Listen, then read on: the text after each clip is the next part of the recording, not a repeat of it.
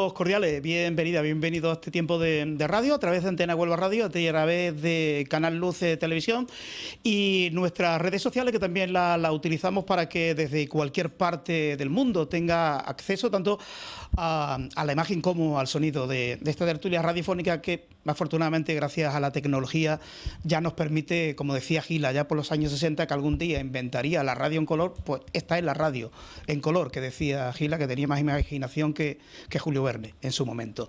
Bueno, debate en antena, es el segundo debate en antena que ponemos en marcha y la verdad que son tantísimos temas que se van amalgamando, que se van acumulando porque las noticias caen en cascada que uno no sabe ni por dónde empezar. No sé si dar los datos de fallecidos en el día de hoy, pero es que ya uno tiende a no creer si las cifras son reales o son infladas. En un día aparecen nuevos fallecidos, al día siguiente desaparecen, luego aumentan en 12.000. La verdad es que no sabría decir ahora mismo cuántas personas en España han fallecido por coronavirus. Lo que sí es cierto, y el dato es ya más que objetivo, que de los 194 países del mundo, España es el que tiene mayor número de muertos en relación al millón de habitantes. En fin, vamos a poner varios temas sobre la mesa, vamos a saludar a los invitados, bueno, y que ellos propongan también cómo empezamos. Lo inmediato fue... Bueno, lo de esta mañana ha sido tremendo, ¿no? Pablo Iglesias, el vicepresidente del Gobierno, en plan chulesco, en la Comisión de Reconstrucción. Vamos a empezar por la izquierda, que tenemos a Paco Velasco, abogado e historiador. Paco, acércate al micrófono. Buenas tardes. Buenas tardes. ¿Has sentido vergüenza esta mañana viendo lo que ha ocurrido en ese comité, llámale comité de reconstrucción? Solo la presencia del señor Iglesias me produce vergüenza y rechazo. Lo de esta mañana y lo de ayer, con el afer de la portavoz del PP, Cayetana Álvarez de Toledo, me indica que este señor tiene un programa hecho de cómo ir deconstruyendo, destruyendo, si queréis, el Estado desde el Gobierno. Es un infiltrado en el Gobierno que tiene al Gobierno cogido por las orejas y hace del Gobierno lo que a él le da la real gana. No es que esté solo venezolizando España, es que la está llevando a extremos mucho más allá de la destrucción física y anímica de Venezuela. Porque como antes comentábamos, antes de comenzar el programa, los que estamos aquí reunidos, este señor no ya es que asesorara a Chávez, porque Chávez, no lo olvidemos, antes de presentarse a las elecciones en Venezuela y ganarla, era un militar que protagonizó un golpe de Estado en Venezuela, un golpe de Estado que fracasó. El triunfo de Chávez no vino por el golpe de Estado que afortunadamente fracasó, sino vino porque ganó unas elecciones. Pero esa intención de gobernar o de malgobernar, como yo digo, Venezuela, no es que lo hiciera a través de los canales del bienestar social, no, lo hizo a través de los canales del canal privado al estilo más desvergonzado que se hizo en Cuba, por ejemplo, con Fidel Castro en los años 50. Y eso hoy en España se está repitiendo de la mano de este infausto señor Iglesias y del más desgraciado e infeliz todavía, que es el señor Sánchez. Y vamos, no mal, vamos peor. Ya estamos en una primera fase, diría yo, de la venezolización. Vamos a saludar a Carmen Muñoz, que se incorpora también. Encantado, Carmen. Que es coach e intérprete, ¿verdad? Sí, de conferencias. Que ¿has visto el numerito del enganche que ha tenido Pablo Iglesias con Sí, y el ayer, responsable de Vox? Al hilo de lo que está comentando Paco, yo ayer me sentí profundamente orgullosa porque en el Congreso de los Diputados por fin hemos visto, después de que casi 3 meses ha estado inhabilitado, que para mí eso ya era llevarme las manos a la cabeza, porque en ningún país occidental que se precie democrático se han cerrado los parlamentos por este motivo. Entonces ya a mí que ayer la oposición diera de verdad a la batalla política, y especialmente Cayetana Álvarez de Toledo, que fue a la diana, no es que perdiera el foco, es que fue a la diana, como dice él, a la persona que está instrumentalizando la deconstrucción y que está dando pasos agigantados para convertir a España en una república bolivariana y en un Estado comunista totalitario. ella le puso los puntos sobre las íes en todo lo que está haciendo. Y después, tristemente, ha trascendido simplemente la frase de le voy a decir solamente una vez esto, usted es hijo de un terrorista, ¿no? Solamente ha trascendido eso, pero la intervención de 5 minutos y de 14 minutos, porque fueron 2 y yo la escuché en directo, fue magnífica. Y todos los demás también estuvieron a la altura, diciéndole al gobierno las cosas a la cara, que no había pasado en 3 meses. Entonces, mira, ese espíritu de esperanza, con ese espíritu de esperanza vengo yo. Claro, y ahora le voy a tirar la pregunta, la preocupación que muestra Paco Velasco, la venezualización de España, pero hay una oposición. Carmelo Romero es diputado nacional, hay unos diputados que están para evitar precisamente que España no se convierta en Venezuela, que hay una representación importante del Partido Popular, de Vox, Ciudadanos Menos. Buenas tardes a todos. Es verdad que hay una representación importante y esa representación viene dando la talla y viene diciendo las cosas al público en general. Lógicamente nosotros cuando nos intervenimos allí para todos los diputados, pero en general lo que hacemos muchas veces no es hablarle a los diputados, porque yo hablándole a cualquier diputado del PSOE o a cualquier diputado de Bildu no lo voy a convencer de nada. Yo a quien quiero convencer es a los ciudadanos para que abran los ojos de lo que tenemos aquí en este momento y de lo que está sucediendo en España con este gobierno. Hay una especial animadversión por parte de Podemos hacia lo que es el Estado democrático español. Ellos no son un partido democrático, ellos no son.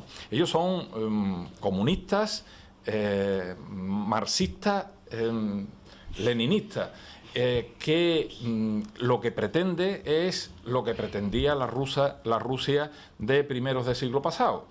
Y con todo lo que ellos pretendían y mataron a un montón de gente, ahora se han transformado en los bolivarianos de la actualidad, del siglo XXI. Y los bolivarianos del siglo XXI, afortunadamente, sabemos lo que pasa y sabemos lo que hay, porque tenemos la situación de Venezuela, que siendo desde hace unos pocos de años una de las naciones más ricas del mundo, porque no recordemos que tiene la mayor producción de petróleo, la mayor producción de petróleo de unos países más ricos del mundo en producción de petróleo, es ahora mismo una de las naciones más pobres. ¿Y eso por qué? Pues porque lo han hecho los que asesoraron a Hugo Chávez en primer lugar y a Nicolás Maduro en segundo lugar. Y los que los asesoraron fue ni más ni menos que los que están hoy en el Congreso de los Diputados y en el Gobierno. Y están en el Gobierno. Por lo tanto, ¿qué es lo que sucede? Pues lo que sucede es que se han apoderado del Gobierno y yo no le echo la culpa a ellos, porque ellos tienen la legitimidad de hacer lo que le vengan ganas. Es que tiene el 11% de los diputados, digamos, es que tienen 180 diputados. A quien le echo la culpa es al Partido Socialista, a Pedro Sánchez, que le está permitiendo eso. Y voy a hacer una distinción, ni siquiera al Partido Socialista. Al Partido Socialista de Pedro Sánchez. Ese matiz me parece súper importante. Al Partido Socialista de Pedro Sánchez. Ese matiz me parece súper importante que se diga continuamente. ¿Por qué lo digo? Hombre, yo conozco a muchos socialistas, socialistas de base, a votantes, no ya militantes socialistas, militantes socialistas de base, pero a votantes del pueblo, de cualquier ciudad, votantes, y conozco también a dirigentes que han sido o que incluso son y no están nada de acuerdo con lo que está pasando y la deriva que lleva España. Pero se han equivocado entonces, porque le votaron. No, le votaron por unas cosas. Muchas veces en Huelva 3% dijo que no a Pedro Sánchez. El resto 97% que sí. Muchas veces hay otros matices que hay que tener en cuenta, pero no están de acuerdo. Ahora mismo se han equivocado. Pero ojo, no se atreven a alzar la voz. No se atreven a alzar la voz. Son responsables. Y son corresponsables de lo que está sucediendo. Pero yo espero que esos que ahora mismo no se atreven a alzar la voz le pongan los puntos sobre la silla a Pedro Sánchez y le diga, muchacho, tú estás ya sobrando aquí porque vas a arruinar España. Porque termino con esto, porque los chulitos, entre comillas, que se pone Pablo Iglesias, no se pondría tan chulito si hubiera un Pedro Sánchez y un Partido Socialista que le dijera: ¿tú dónde vas, muchacho? No, pero si es ¿Tú un dónde vas? secuestro. Pero no Es un se secuestro. atreve Es a un decirlo. secuestro. Y yo quiero pensar que no se atreve a decirlo y le permite todo. ¿Por qué? Porque Pedro Sánchez es más comunista que socialista. Claro, pero es que el Partido Socialista siempre ha tenido eso. Está pretendiendo más lo que dice Podemos que lo que realmente ha sido toda la historia del Partido Socialista. Y por eso creo yo que el problema gordo que está teniendo hoy España es precisamente Pedro Sánchez. No tanto el Partido Socialista, sino Pedro Sánchez. Y los socialistas de bien, que hay mucho en España, tendría que tomar cartas en el asunto y decir: ¿dónde vas? ¿Dónde vamos a ir contigo? Es que una de las razones, cuando asaltaron, entre comillas, Susana Díaz, que estuvo al frente de aquel asalto a la sede de Ferraz, entre comillas, lo de asalto, se argumentó que es que el Partido Socialista se estaba podemizando y los varones de aquel momento que dijeron: hay que acabar con Pedro Sánchez, pero el tío es un auténtico superviviente que al final cogió su coche, ganó unas primarias y otra vez al poder. Claro, y dice ahora: ¿cómo Susana Díaz va a abrir la boca ahora mismo? Hombre, no se va a atrever. Susana Díaz no se atreve con a abrir la boca. Pero hace muy Paje. poco. Susana Díaz no se atreve a abrir la boca, no se puede atrever. ¿Por qué? Porque ha estado desacreditada ya en cuanto a su actuación política. Se refería más. Si ha perdido unas elecciones, ha perdido el gobierno, pues todavía menos, ¿no? Porque si estuviera en el gobierno, seguramente, en el gobierno de Andalucía, seguramente tendría más posibilidades dentro de su propio partido, pero ahora mismo no. Y por otra parte, también Pedro Sánchez, como ve que ella es un enemigo suyo, Se la quiere quitar de en medio se la cuanto quiere antes, quitar cuanto y antes. está marcando Cuanto los antes. tiempos, para quitarla de en medio. Probablemente no lo haga hasta que Pedro Sánchez no tenga seguro su propia actuación, lo que está llevando a cabo en su propio gobierno. Y eso va en favor de Susana Díaz, ¿no? Yo espero que al final Susana Díaz tome la rienda, o Susana Díaz o cualquier otro, pero cualquier otro con sentido común, que no tenga tanto, bajo mi punto de vista, tanto rencor y tanto odio dentro contra España, contra los españoles, como lo tiene Pedro Sánchez.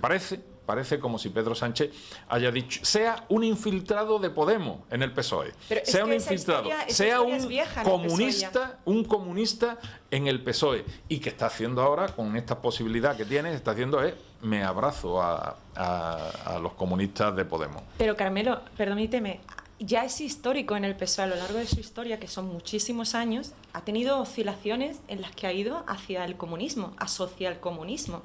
Y ha tenido varios episodios en la historia, que no vamos a retratar aquí porque no estamos en una clase de historia, en los que ha habido esa oscilación.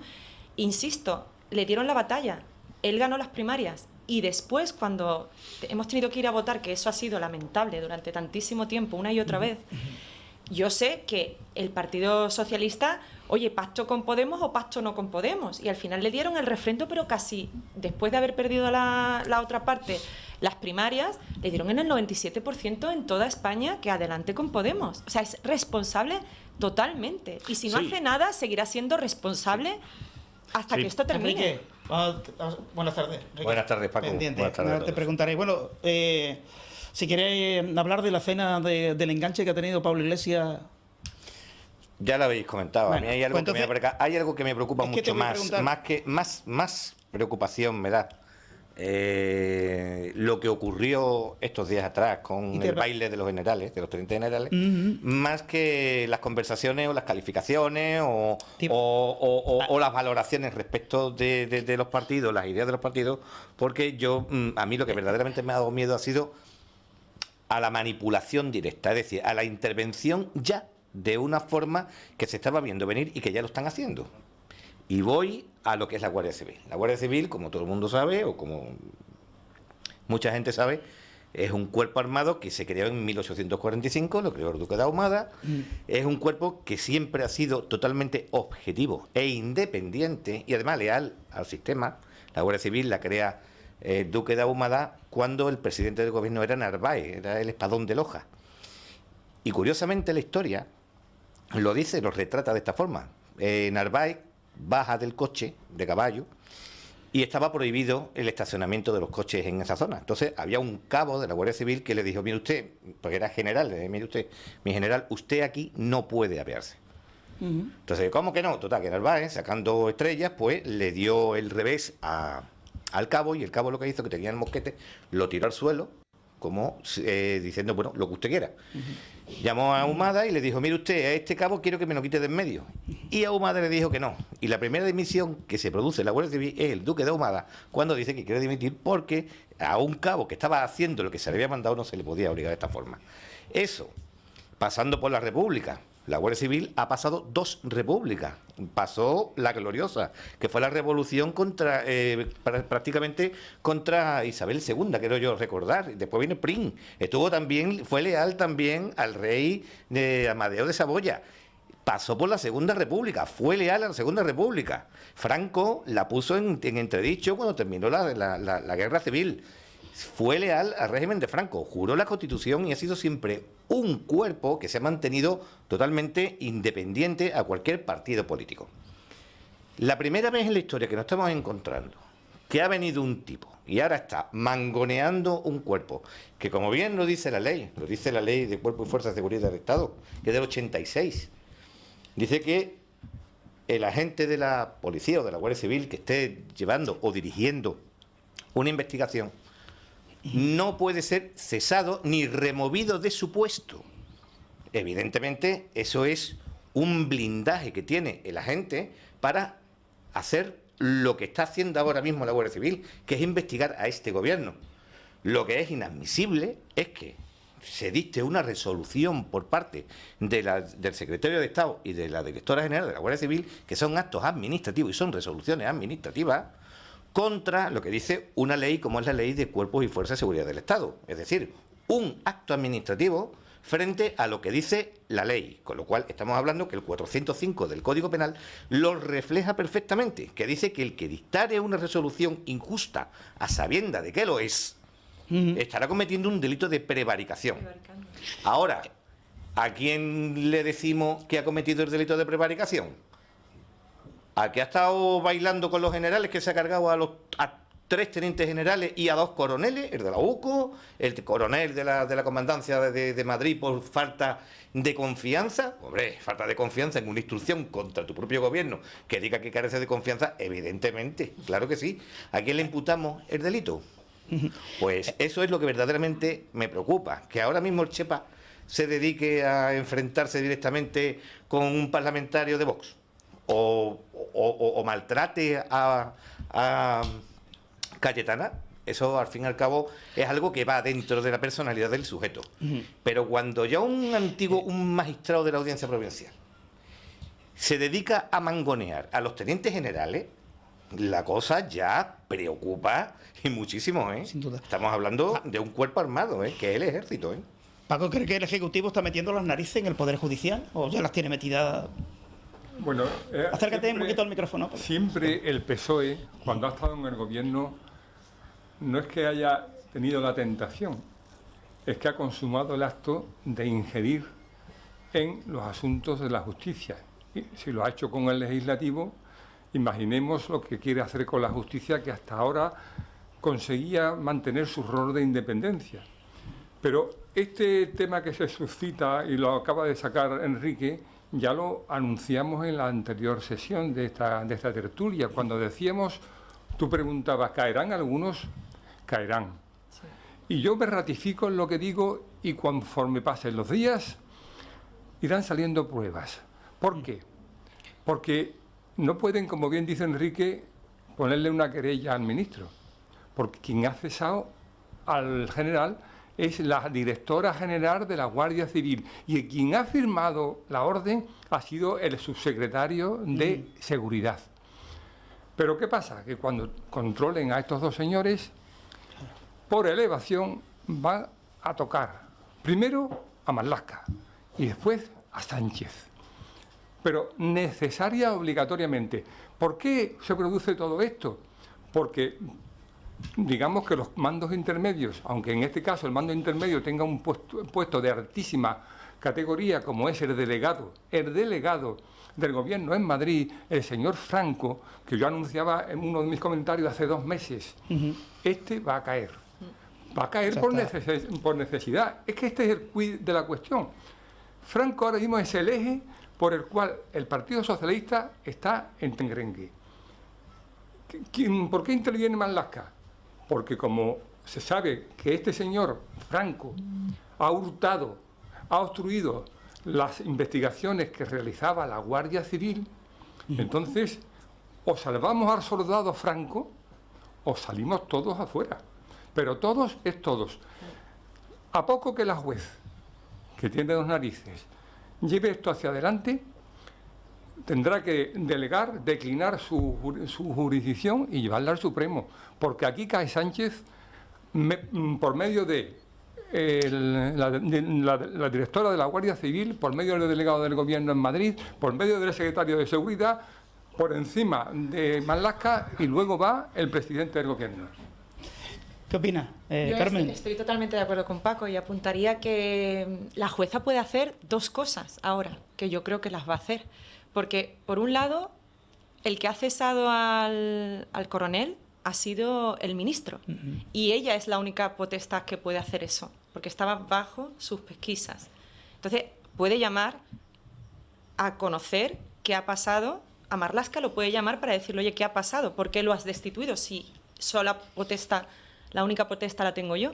Y por otro lado, a lo que ha dicho Paco, a quien está entorpeciendo esa investigación y quien de verdad en el informe aparece, que todo el mundo lo puede ver colgado en la página de la SER, está el informe colgado y ahí viene punto sobre punto que dice del 8 de marzo, que dice del Congreso Evangelista, que dice todas las razones por las cuales llega a la conclusión la Guardia Civil de que el gobierno, a través del delegado del gobierno, era conocedor de muchísimos informes que alertaban del contagio masivo y rápido de una enfermedad que podía provocar miles de muertes.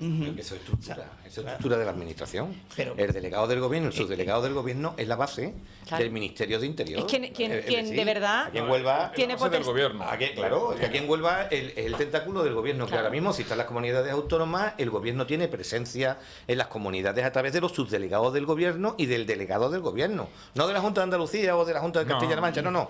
Son delegados puestos por Interior. No, y además ese delegado del gobierno es quien autorizó, la autoridad competente que autoriza las manifestaciones, no solamente la del 8 de marzo, sino otras muchas unas que se autorizaron y otras que no se autorizaron. Pero ¿sabéis una cosa? Con independencia de leer o no leer, en el momento en el que los golpistas catalanes y los proetarras aplauden a Marlaska, automáticamente digo, algo ha tenido que hacer algo muy mal para que los golpistas estén contentos y los proetarras digan que este ministro de Interior es lo mejor que ha pasado por España últimamente. ¿Quién es el coronel de los Cobos? ¿Quién es? Sí, claro. ¿Quién es? Sí, que estuvo en el golpe que coordinó todo el tema evitando el golpe de Estado del 1 de octubre. Exactamente. ¿Qué pasa? Allí en Cataluña, sí.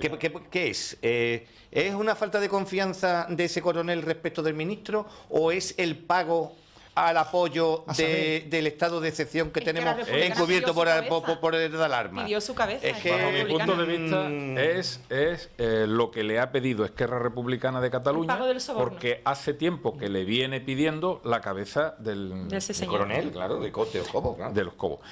Viene pidiéndole la cabeza.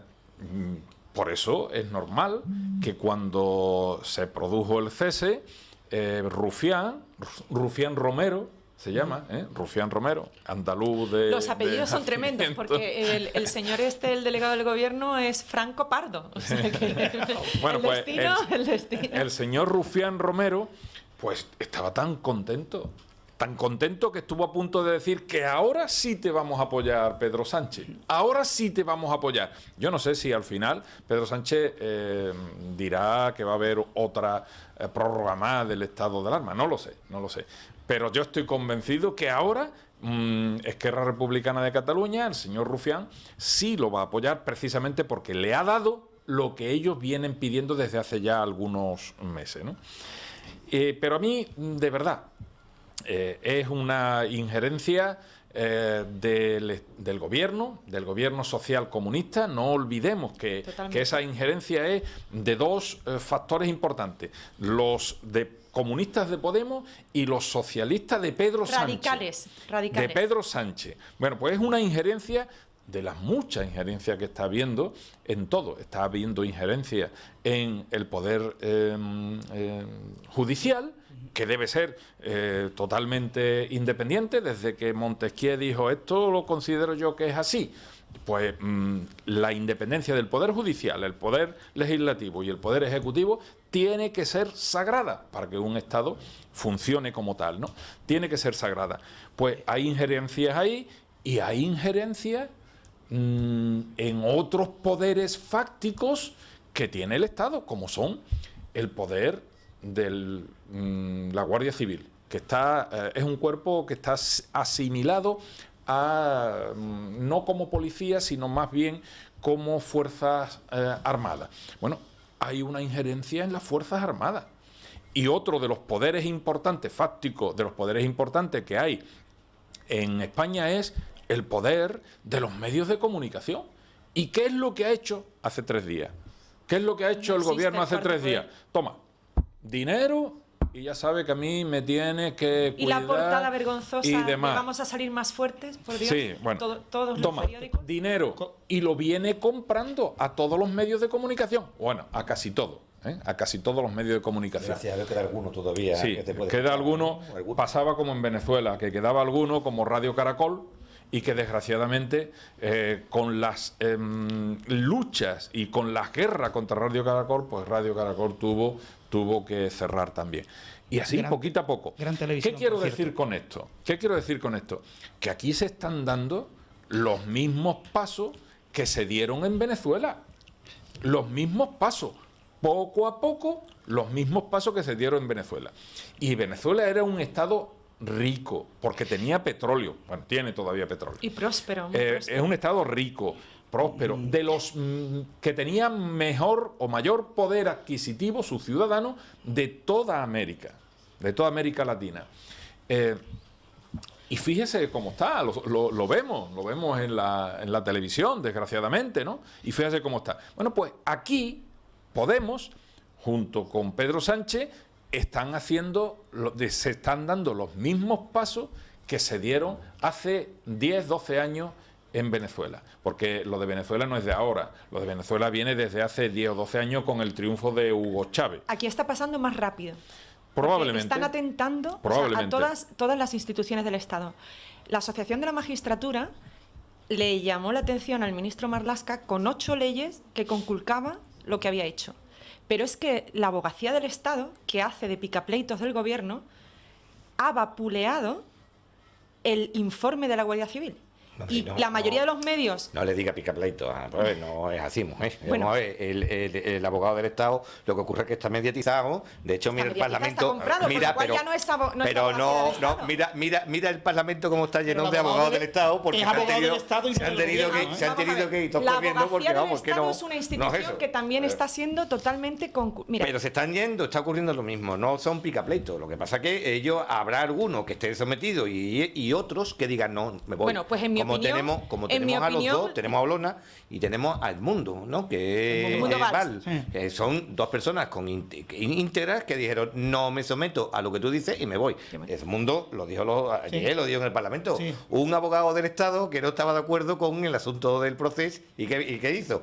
Que le dijo después Marlaska, está aquí, claro, en Ciudadanos. Pero es que la abogada del y Estado... Olona se la cargaron porque también empezó a meter dedo en el ojo a la corrupción del Partido Socialista, que eso es otra. Aquí nada más que parece que es el PP el que comete los delitos de corrupción y resulta que es que el Partido Socialista es el mayor... la mayor maquinaria de generación de corruptela. De hecho, bueno, nada más que hay que hablar de los ERE. Pues Olona, que empezó a investigar qué hicieron con Olona, fuera, y la quitaron de en medio y está en el Parlamento. No, pero ahora hay una abogada del Estado que ha mandado un comunicado que, si lo leemos, es para que se te abran las carnes, poniendo verde a los guardias civiles y a su informe, que después todas las televisiones compradas por el gobierno y todos los medios escritos comprados por el gobierno, un periódico que está quebrado, un grupo que está quebrado y que está subsistiendo, yo no sé por qué, por 2 bancos y por poco más, y han vapuleado el informe de la Guardia Civil, lo han ninguneado, lo han tirado por el suelo. Entonces, esto es, como dice Paco y como dice Carmelo, un plan muy bien trazado que tiene el señor Iglesias y Podemos. Y tenemos encima, enfrente, a Sánchez, que no tiene ningún plan, nada más que quedarse en la Moncloa. Es su único plan. Entonces, ellos están paso por paso. El jefe del Estado ha sido también ninguneado totalmente en esta pandemia. Se le ha ocultado. Y mira que el hombre ha ido a IFEMA, lo han mandado hasta Cuba a hacer ahí un papelón que tiene narices. O sea, es todas las instituciones del Estado, la abogacía del Estado, los jueces, están atentando contra todas las instituciones del Estado. Por una sencilla razón, lo del jefe del Estado. Porque no quieren esta bandera, están tocando a todos los poderes del Estado, están tocando a la Guardia Civil, están tocando al Ejército y está tocando a la jefatura del Estado. Totalmente. Llegará un momento, ojalá no, pero acordaros si llegase de lo que te digo, ojalá no llegue, llegará un momento en que se va a poner en cuestión al propio jefe del Estado. Ya se lo han puesto al régimen, desde el principio. al régimen. Y se va a poner en cuestión de la siguiente manera, intentando decir un referéndum, a ver si queremos monarquía o queremos república. Por ahí, cuando llegue el momento, porque esto va por fase, esto va por camino, no es una revolución, porque si se hace todo a la vez es una revolución, sino que esto va paso por paso. Y cuando llegue el momento, llegará a plantearse referéndum o monarquía o república. Igual que la separación de Cataluña. No es alejada de la idea y el pacto lo tienes ahí. Claro. Es que es la republicana. Totalmente. Quid pro quo. Cambiamos referéndum por autodeterminación. O sea que no estamos plan para un cambio de régimen. La sospecha que se podría ocurrir. Esperemos que no, pero esperemos que podamos de esta gente ya me espero cualquier cosa. Esperemos que podamos. Si en enero va a haber elecciones y todo se va a solucionar, hombre, el tranquilo. de la crisis económica. Claro, le voy a preguntar porque es que hay un señor, y yo creo que me lo explicaste en la entrevista que te hice en el magazine especial que hicimos, con motivo del COVID, que preguntó el señor, bueno, ¿y el rey por qué no hace nada? Y yo creo que tú, exactamente, es que esta Constitución tiene también sus límites. Entonces, claro, hay personas, bueno, ¿y por qué el rey no interviene? ¿Por qué no hace nada? ¿Podría volver a explicarlo, Paco? Vamos a ver, en la Constitución que es taxativa, el rey ejerce una función de representatividad. Reina pero no gobierna. Ni más ni menos. No tiene poder ejecutivo. Y como tal, tiene que atenerse a la Constitución. Y si yo digo, si la Constitución es nuestra referencia máxima legislativa, tenemos que respetarla incluso para el rey. Y el primer español que tiene que respetar escrupulosamente la Constitución es el monarca.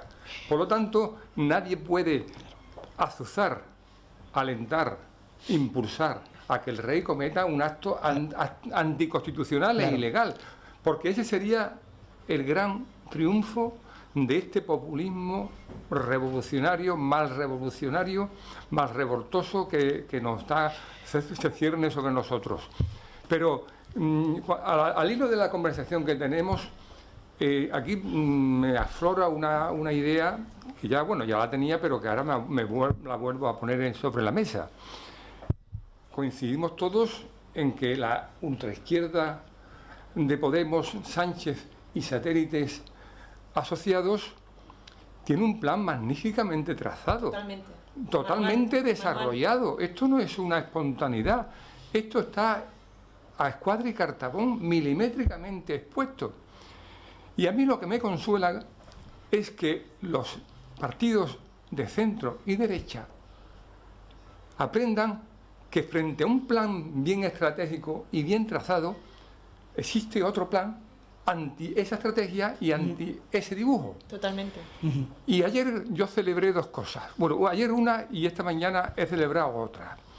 Esta mañana he celebrado la dignidad con que Espinosa de los Monteros, ante la provocación inmunda, nefasta, nauseabunda que ha hecho Pablo Iglesias contra él, acusándolo de que Vox está en intento de perpetrar un golpe de Estado, se ha ido del Congreso, se ha ido de la Comisión y ha hecho con elegancia.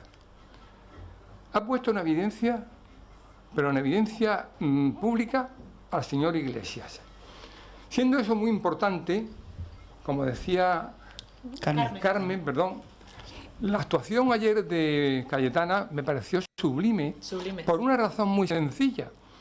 Pues porque el Partido Popular a veces pierde porque no comunica lo que los españoles estamos deseando que comunique y lo haga con la contundencia, la firmeza, la seriedad y la legalidad que los otros no tienen. Son armas que tiene el centro derecha que tiene que utilizar, no las puede guardar en el cajón de los recuerdos, las tiene que sacar. Y con respecto a lo que dijo sobre que Pablo Iglesias es hijo de terrorista, no cometió ningún delito. Ninguno. Basta, lo he dicho en mi comentario de ayer o de hace 2 días, basta irse al DRAE, al diccionario de la Real Academia de la Lengua. ¿Y qué dice el DRAE? Que un terrorista es quien hace actos de terrorismo o que pertenece... ¿A banda armada? No, que pertenece al terrorismo. A una banda terrorista. Pero un momento, no. Banda armada. El diccionario dice que es quien realiza actos de terrorismo o quien pertenece o es relativo al terrorismo. ¿Y qué es el terrorismo? El terrorismo es una sucesión de actos violentos realizados por una organización criminal, de manera indiscriminada, que pretende subvertir, alertar, crear un clima social adverso con espurios fines políticos. Ya le puede poner el padre de Pablo Iglesias 200 querellas que las va a perder porque él no ha dicho, ella, Cayetana, no ha dicho el padre de Iglesias cometió tal acto terrorista, mató, asesinó a tal. No. Él ha dicho que es hijo de terrorista. Otegi es padre, si tiene hijos, Claro. es un terrorista. Claro. Le guste o no le guste. Eso no es una descalificación, eso Pero es una un descripción. Un terrorista del FRAP, o sea, el FRAP, ¿qué era? El El FRAP era el Frente Popular o Frente Patriótico de Revolucionario. Antifascista ¿Pero qué era? patriótico. ¿Cómo estaba? ¿Calificado? ¿En qué? Pues un grupo Terrorismo. terrorista. Terrorista. Claro. Bueno, Y FRAP terrorista. pues Es si que el FRAP yo lo estaba digo- calificado como grupo terrorista, lo más normal es que todos los que ni pertenecen, pertenezcan sean pues entonces se le de ese amplía. grupo. Ahí lleva tu razón, porque yo creo que Iglesias ayer, cuando le dijo, es usted el hijo de un terrorista, equivocó Claro. el por qué condenaron anteriormente al que le dijo aquello. Porque el que A Germán Teix fue a porque Germán le dijo Teix, que había participado en un acto porque violento. le dijo directamente que había participado en el Un acto atentado y terrorista. asesinato de un policía armado. Pero ella no le ha imputado ningún crimen ni ha dicho absolutamente nada, sino que si su propio hijo dice en una entrevista con Carrillo que su padre militó en el FRAP y el FRAP estaba catalogado como grupo terrorista, pues simple y llanamente es una derivación de donde perteneció. O es que los que tenemos ahora mismo que pertenecen a Bildu, ¿cómo le llaman a los que pertenecen a Bildu? Y no han matado a nadie. Ya su sola Proetarra. presencia, No, su pero sola no, presencia yo- en el Parlamento. Es lo mismo. Yo en ese aspecto pienso, vamos a ver, quien pertenece al Partido Socialista, ¿qué son? ¿Son socialistas? Quien pertenece al Partido Andalucista, bueno, ya no existe. Ya no existe. Pero quien pertenecía, ¿qué son? Pues andalucistas.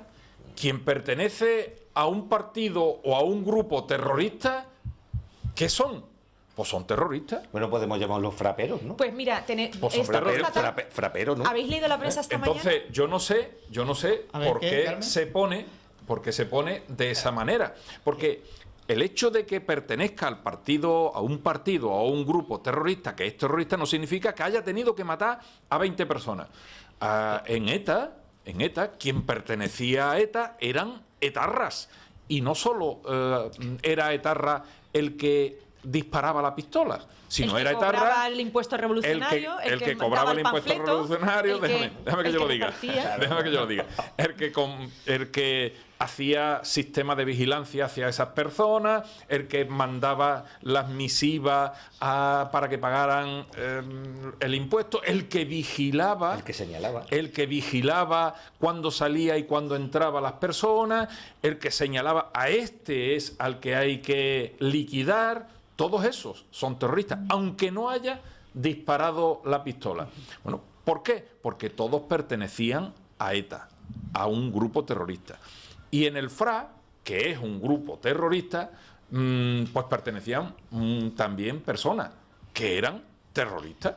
Yo me pregunto si van a llamar a los hiciera padres de... o no hiciera lo que de disparar o poner la bomba. Pero, bueno, aumentando lo que está diciendo, a mayor abundamiento, hay que decir que es que en el momento que matan al policía armado, el que estaba en prisión, él era el padre de este hombre porque estaba repartiendo octavillas del FRAP.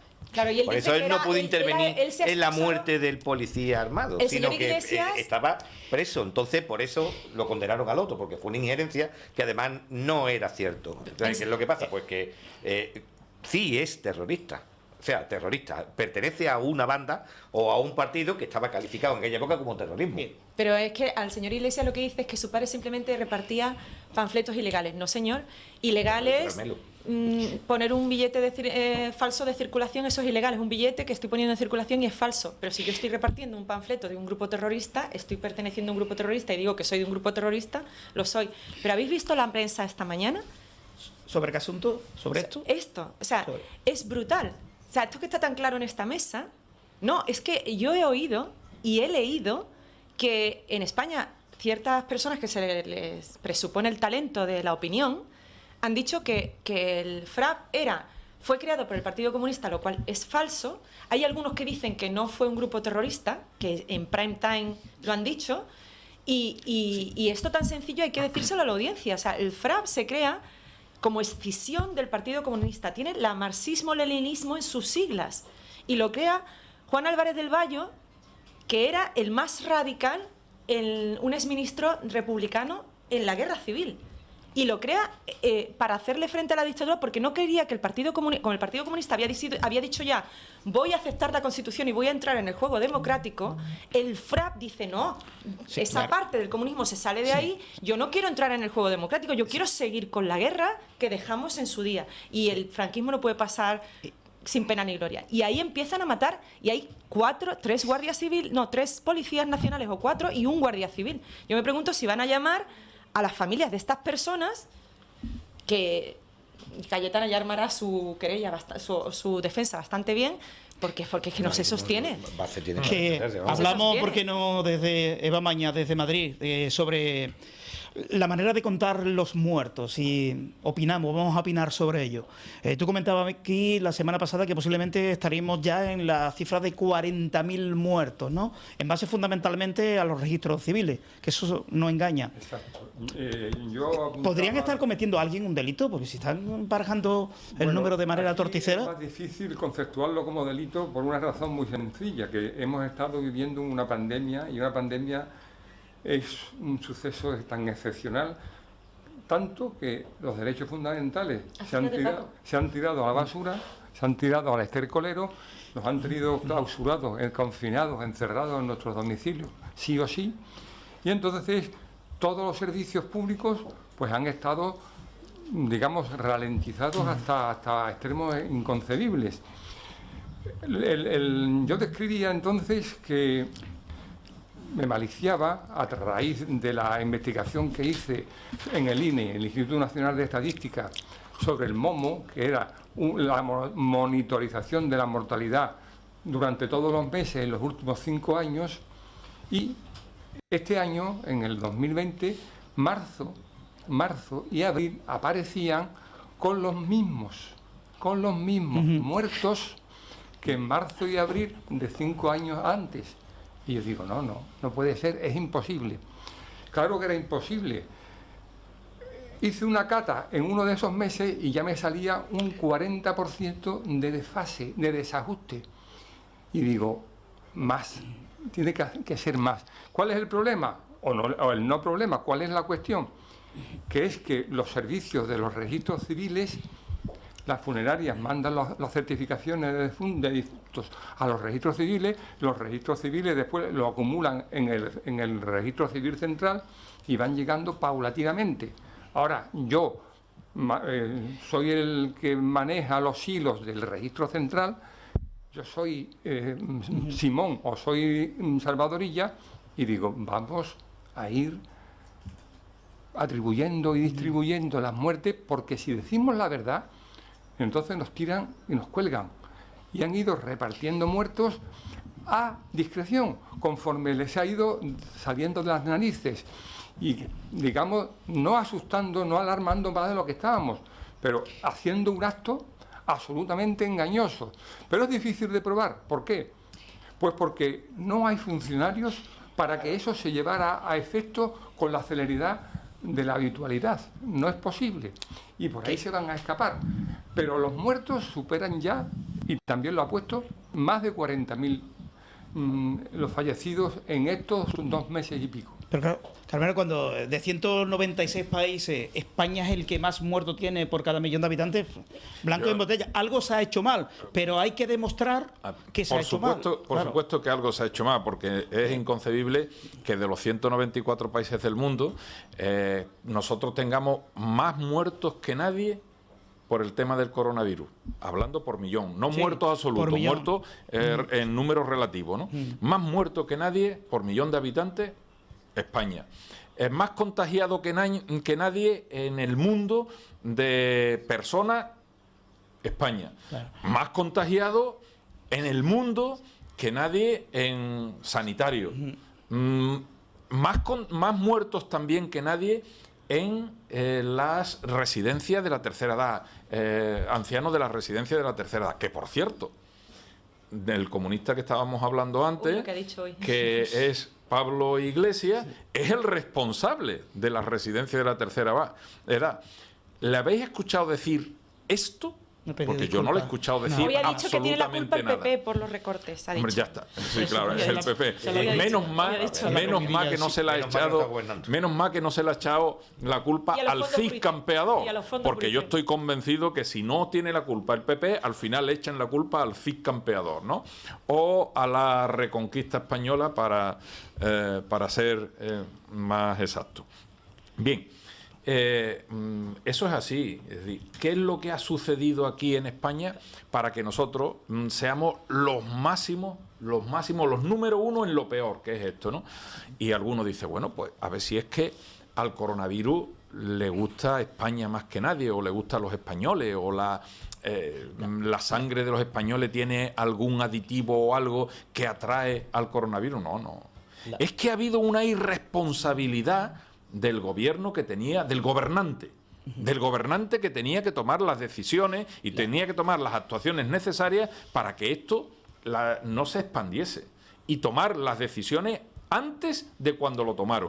Y el punto que hubo para no tomar decisiones no era ni más ni menos que celebrar el Día de la Mujer Trabajadora, que así la llaman mucho, otro lo llama de otra manera, el Día de la Mujer Trabajadora, el 8 de marzo.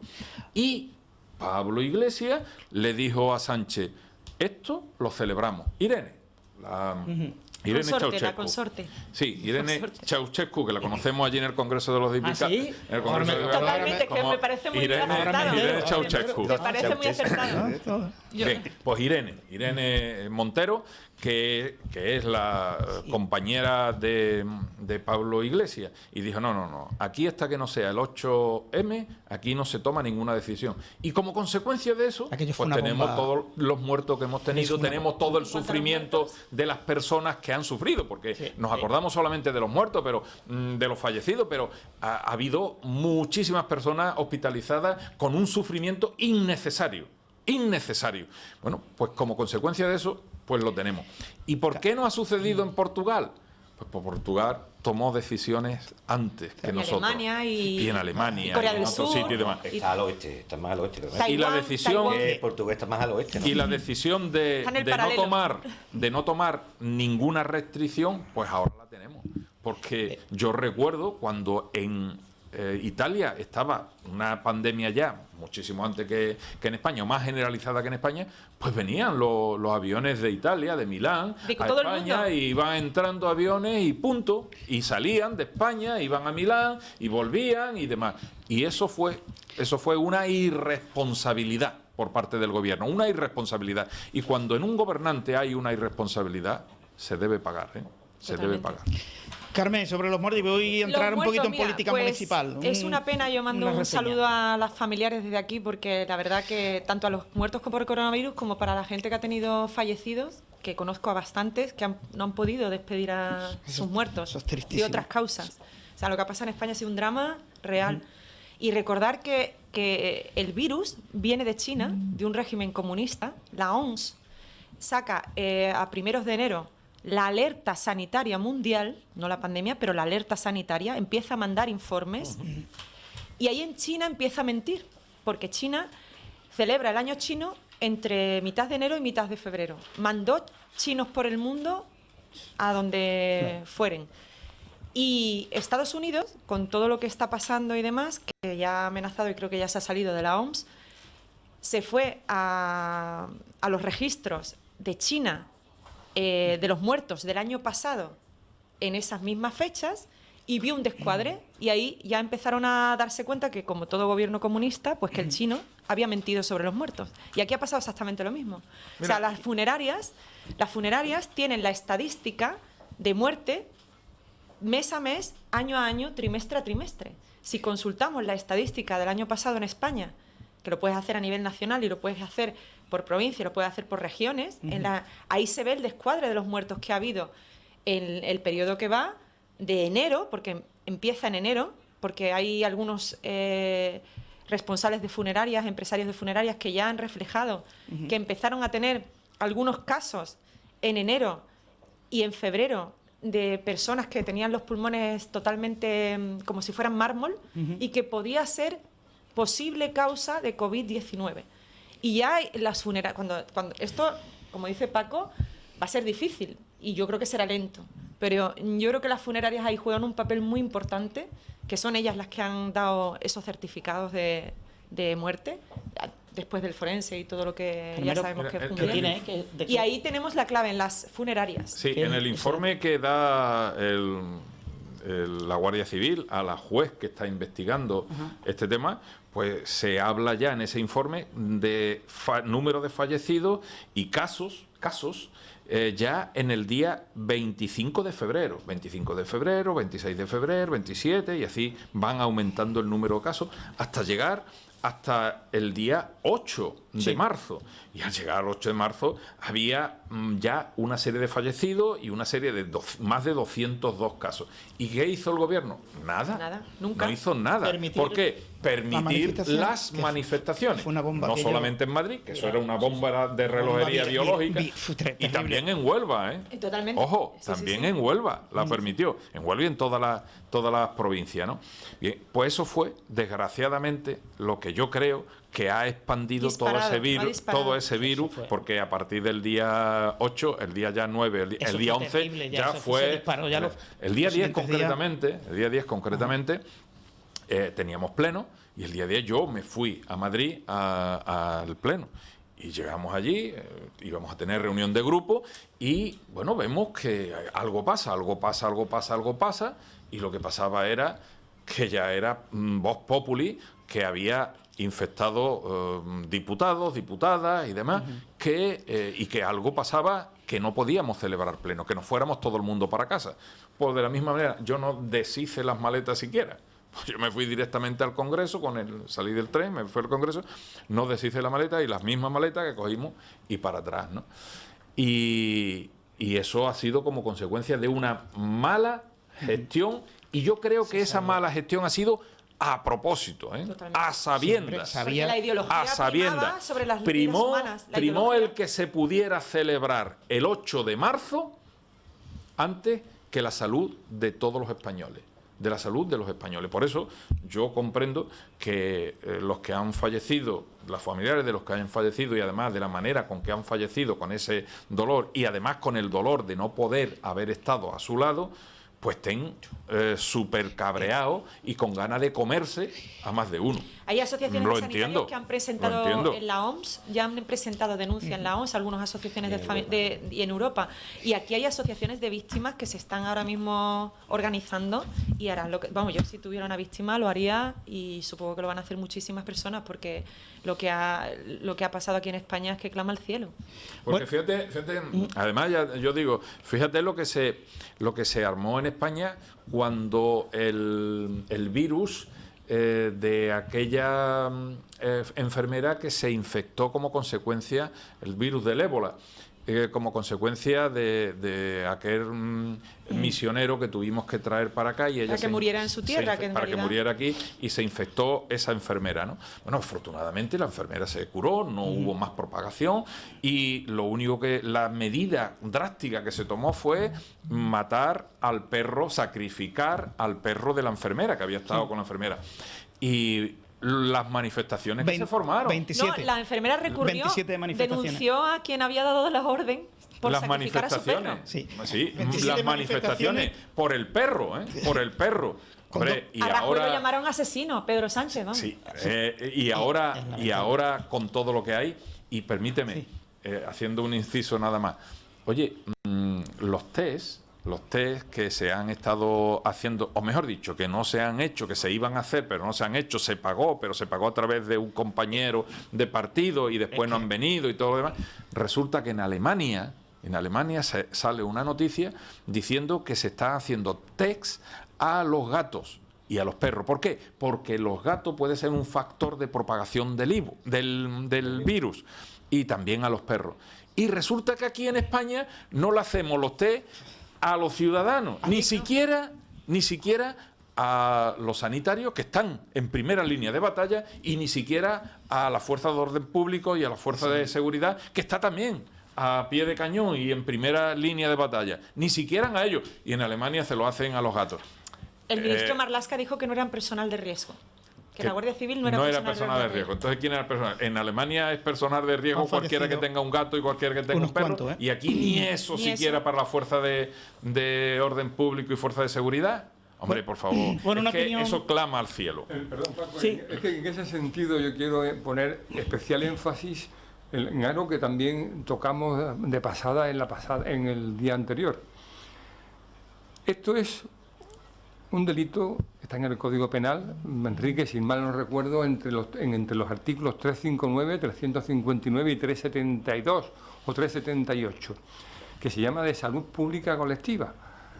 Salud pública colectiva, está tipificado, no es un producto de una coyuntura como la que estamos padeciendo. Y ese código, ese artículo o esos artículos castigan cualquier conducta potencial, no solo en acto, potencial, que ponga en riesgo la salud o la vida.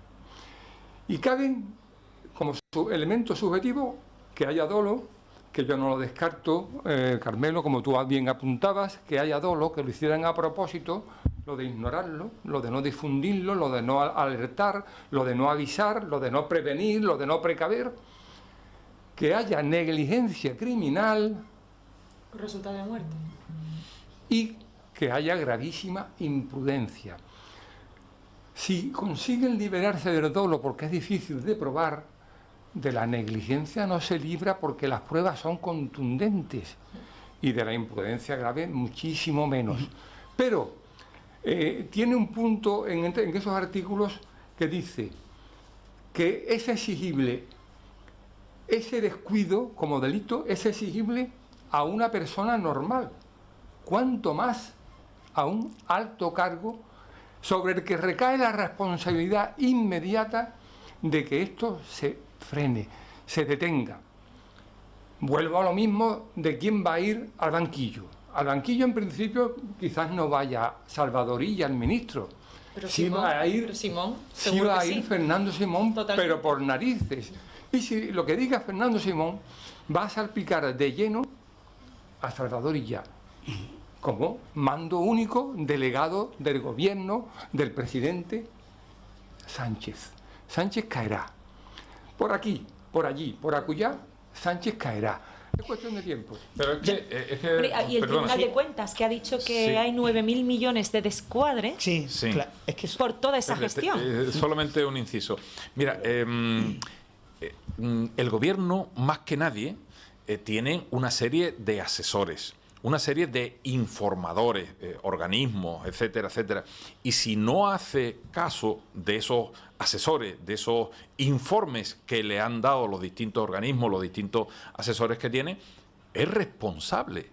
No solamente los mandos intermedios, es responsable el de arriba, que no hace caso a lo que le están informando. Porque cualquier presidente no sabe nada de coronavirus, ni sabe de qué posibilidades tiene un virus de matar a gente, ni nada de eso. Pero si se lo dicen, ya tiene conocimiento y tiene que actuar. Entonces, por eso creo yo que no solamente se va a quedar en los mandos intermedios y en los asesores y demás, sino que van a ir para arriba.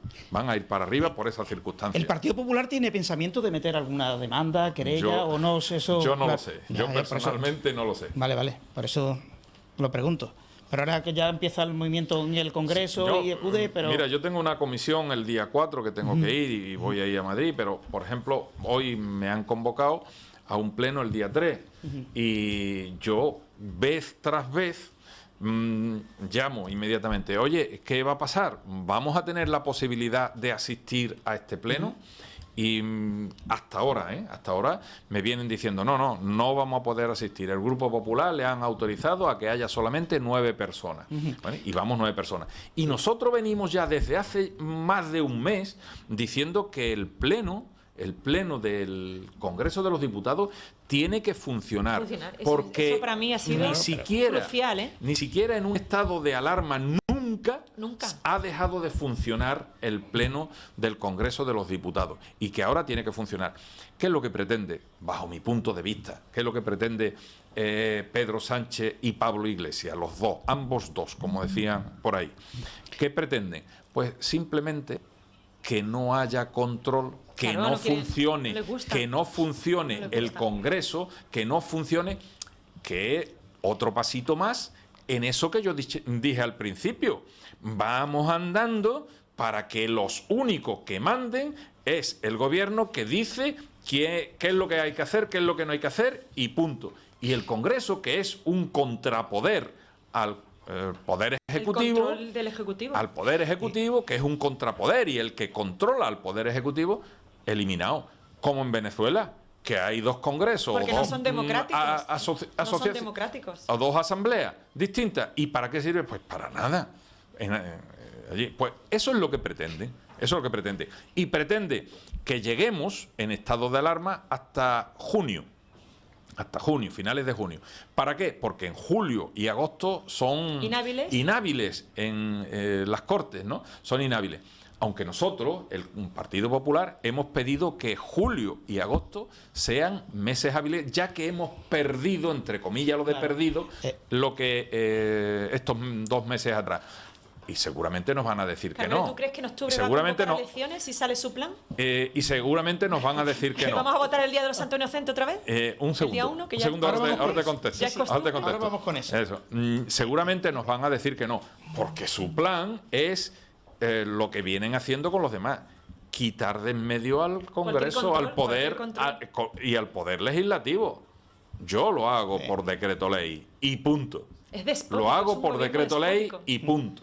Totalmente despótico. Es que, claro, yo no creo que haya elecciones. Hicimos una apuesta que hicimos la pasada semana. Yo puse, creo que era enero o febrero, calculo yo. Yo dije que no había elecciones. No creo que haya elecciones, yo no lo sé, ¿eh? No lo sé, pues yo no estoy en la cabeza de los presupuestos de Montoro, ¿hasta cuándo van a durar? Sí. Porque no creo que haya elecciones por varias razones. Mira, en primer lugar, porque va a haber elecciones ahora en julio, inmediatamente elecciones de Gallega y Vasca. Inmediatamente nos metemos en el verano no es el mejor momento para que haya elecciones. En la situación con que se queda el país en este momento, que es una situación grave, gravísima, porque estamos pasando ya la situación grave de la pandemia, la situación grave de la muerte, la situación grave del coronavirus. Y ahora viene todavía una también grave situación, que es la social. Hoy nos hemos desayunado con que Nissan, 23.000 personas fuera, con lo que eso repercute en la sociedad, que ya no son los 23.000, son los 23.000, las familias de los 23.000 y todo lo que a continuación hay en torno a las familias de los 23.000. Nos hemos también desayunado con Alcoa, en Alcoa, y nos hemos desayunado también con una noticia que viene por ahí, también de otra gran empresa. Son las primeras, las primeras de todas las que desgraciadamente van a venir, y van a venir como por culpa de el 8M, bajo mi punto de vista, por entonces, culpa del 8M. Y va a haber una situación social grave. Y no creo que en esa situación social grave vaya a convocar elecciones. Pues si son más malvados que tontos, lo harán. Aguantará y luego vendrá la situación económica. Claro. Que ojo, la situación social no es nada. La que va a venir, con lo grave que es, no es nada Es que para yo la creo, situación mira, económica que va a venir a España, que estará en España, y sobre todo nos vamos a dar cuenta a finales de este año, primero del año que viene, nos vamos a dar cuenta de la situación económica que va a venir como consecuencia de todo esto. ¿Quién lidia Europa? ¿Quién lidia Europa ahora? Va a estar como mínimo 3, 4 años, 5 años. La crisis de Zapatero, es nada, bajo mi punto de vista, en relación a lo que va a venir con la crisis Descomunal, de Pedro Sánchez. Es nada. Pues entonces a los sujetos que tenemos en el gobierno, que yo los creo malvados al mismo tiempo que incompetentes, son más incompetentes que malvados, porque si se van a comer la reconstrucción social y la reconstrucción económica en el gobierno, aparte de que va a ser tremendo para España, con estas ideas socialcomunistas, y cómo le vamos a explicar a Europa qué reformas estructurales, porque Europa ha dicho te doy dinero, pero con ciertas condiciones. Tienes que hacer unas reformas estructurales muy fuertes. Y si no haces esas reformas estructurales, yo no te voy a dar dinero. Y además vas a tener que pagar lo que a fondo perdido no ha. Hay Entonces, una cantidad a fondo perdido y otra yo que tienen que creo pagar. que si son maquiavelos, porque el que tenga que gestionar la crisis es el que de verdad tiene que dar el do de pecho y el que tiene que de verdad sacar al país de donde va a estar metido mucho tiempo. Entonces yo no sé si son... Entonces son lerdos, porque se van a comer todo. O sea, porque Europa le va a poner unas condiciones, posiblemente una reforma De que no entra cortes, dentro de la agenda económica. Pensiones, claro. Estado... Bueno, va a ser brutal, porque como tú bien dices, ZP tuvo que hacer frente a una crisis económica que era más o menos manejable y venía ya de un rescate de las cajas de ahorros, que no de los bancos, porque los bancos estaban perfectamente sanos en España. Entonces, las condiciones no eran tan extremas como lo van a ser ahora. Ahora ese toro hay que negociarlo. Y por un lado vas a tener, o sea, Pedro Sánchez va a tener, es que yo veo como el banquillo de fútbol, permitidme el símil, o sea, el jefe del equipo sin banquillo, ¿no? Porque tiene a 4 o 5 que oscilan entre el cero y la nada a nivel intelectual y a nivel económico, a nivel político, a nivel de todo, para sacar una crisis. Y ahora tiene por otro lado el toro de Europa, que vale que Nadia Calviño allí tiene una buena posición y está respetada, pero lo que tiene ya detrás no hay banquillo, no hay gente que le ayude a salir de ahí. Entonces, ¿cómo van a manejar eso? No saben. Entonces, si fueran medianamente inteligentes y un poco maquiavélicos, como creo que son, van a ir a las elecciones, claro que sí, para quitarse de en medio todo ese toro. ¿Y quién va a pagar el chalet si te va? Déjala pagar. Ya se busca. Sabe que la hipoteca es alta. Restringe en Europa su historia. El Isuarén. Bueno, un pequeño... entramos en ámbito un poquito local, ¿no? Para que me deis vuestra opinión, muy breve. Mañana hay pleno en el Ayuntamiento de Huelva y se va a hacer modificaciones presupuestarias. Por un lado, el partido en el gobierno, el Partido Socialista, quiere hacer una modificación, en fin, dar de baja partidas que no se van a utilizar, como las fiestas colombinas, etcétera, etcétera, que asciende a 2.100.000 euros. Y el Partido Popular propone que esa modificación presupuestaria, casi más del doble, 3 millones más, 5 millones, redondeando, para políticas sociales y políticas de empleo, es lo que pide el Partido Popular. Y lo más llamativo es que estaba asignado 1 millón de euros para el recreativo. 1 millón de euros. Ya se han dado 14 millones de euros, ha puesto ya el Ayuntamiento para el recreativo. Y se quiere poner 1 millón más. El Partido Popular dice que ese millón hay que destinarlo a políticas sociales y a políticas de empleo. Mi opinión, ya lo he dicho, yo creo que al recreativo se le ha dado 14 millones y los dirigentes están para generar recursos privados. Para eso están los dirigentes del Recre, pero lo que no puede ser es llamar a las puertas de papá ayuntamiento cada vez que hace falta dinero. Y digo que es un pozo sin fondo. Mira un dato, en fútbol la clasificación es lo más importante, ¿no? 14 millones de euros ha puesto ya el ayuntamiento en manos de los dirigentes del Recre. Bueno, a nivel económico, en los últimos 4 años, aumento de deuda, pero es que lo más preocupante es a nivel deportivo. Primer año, Los datos son objetivos, por eso digo que no se puede poner más dinero en manos de personas incapaces. O sea, son personas incapaces, tanto burocráticamente como deportivamente. O sea, no lo pueden hacer peor. Estamos hablando de una entidad importante. Y que el Recre no juega con el Bayern Múnich, ¿no? Ni con el Manchester, juega con el Don Benito, con el Villarrobledo, con todo el respeto, con el sanluqueño. Bueno, la primera gestión deportiva que hicieron estos señores que siguen al frente del Recreativo quedó a tan solo 2 puntos de descender a tercera división.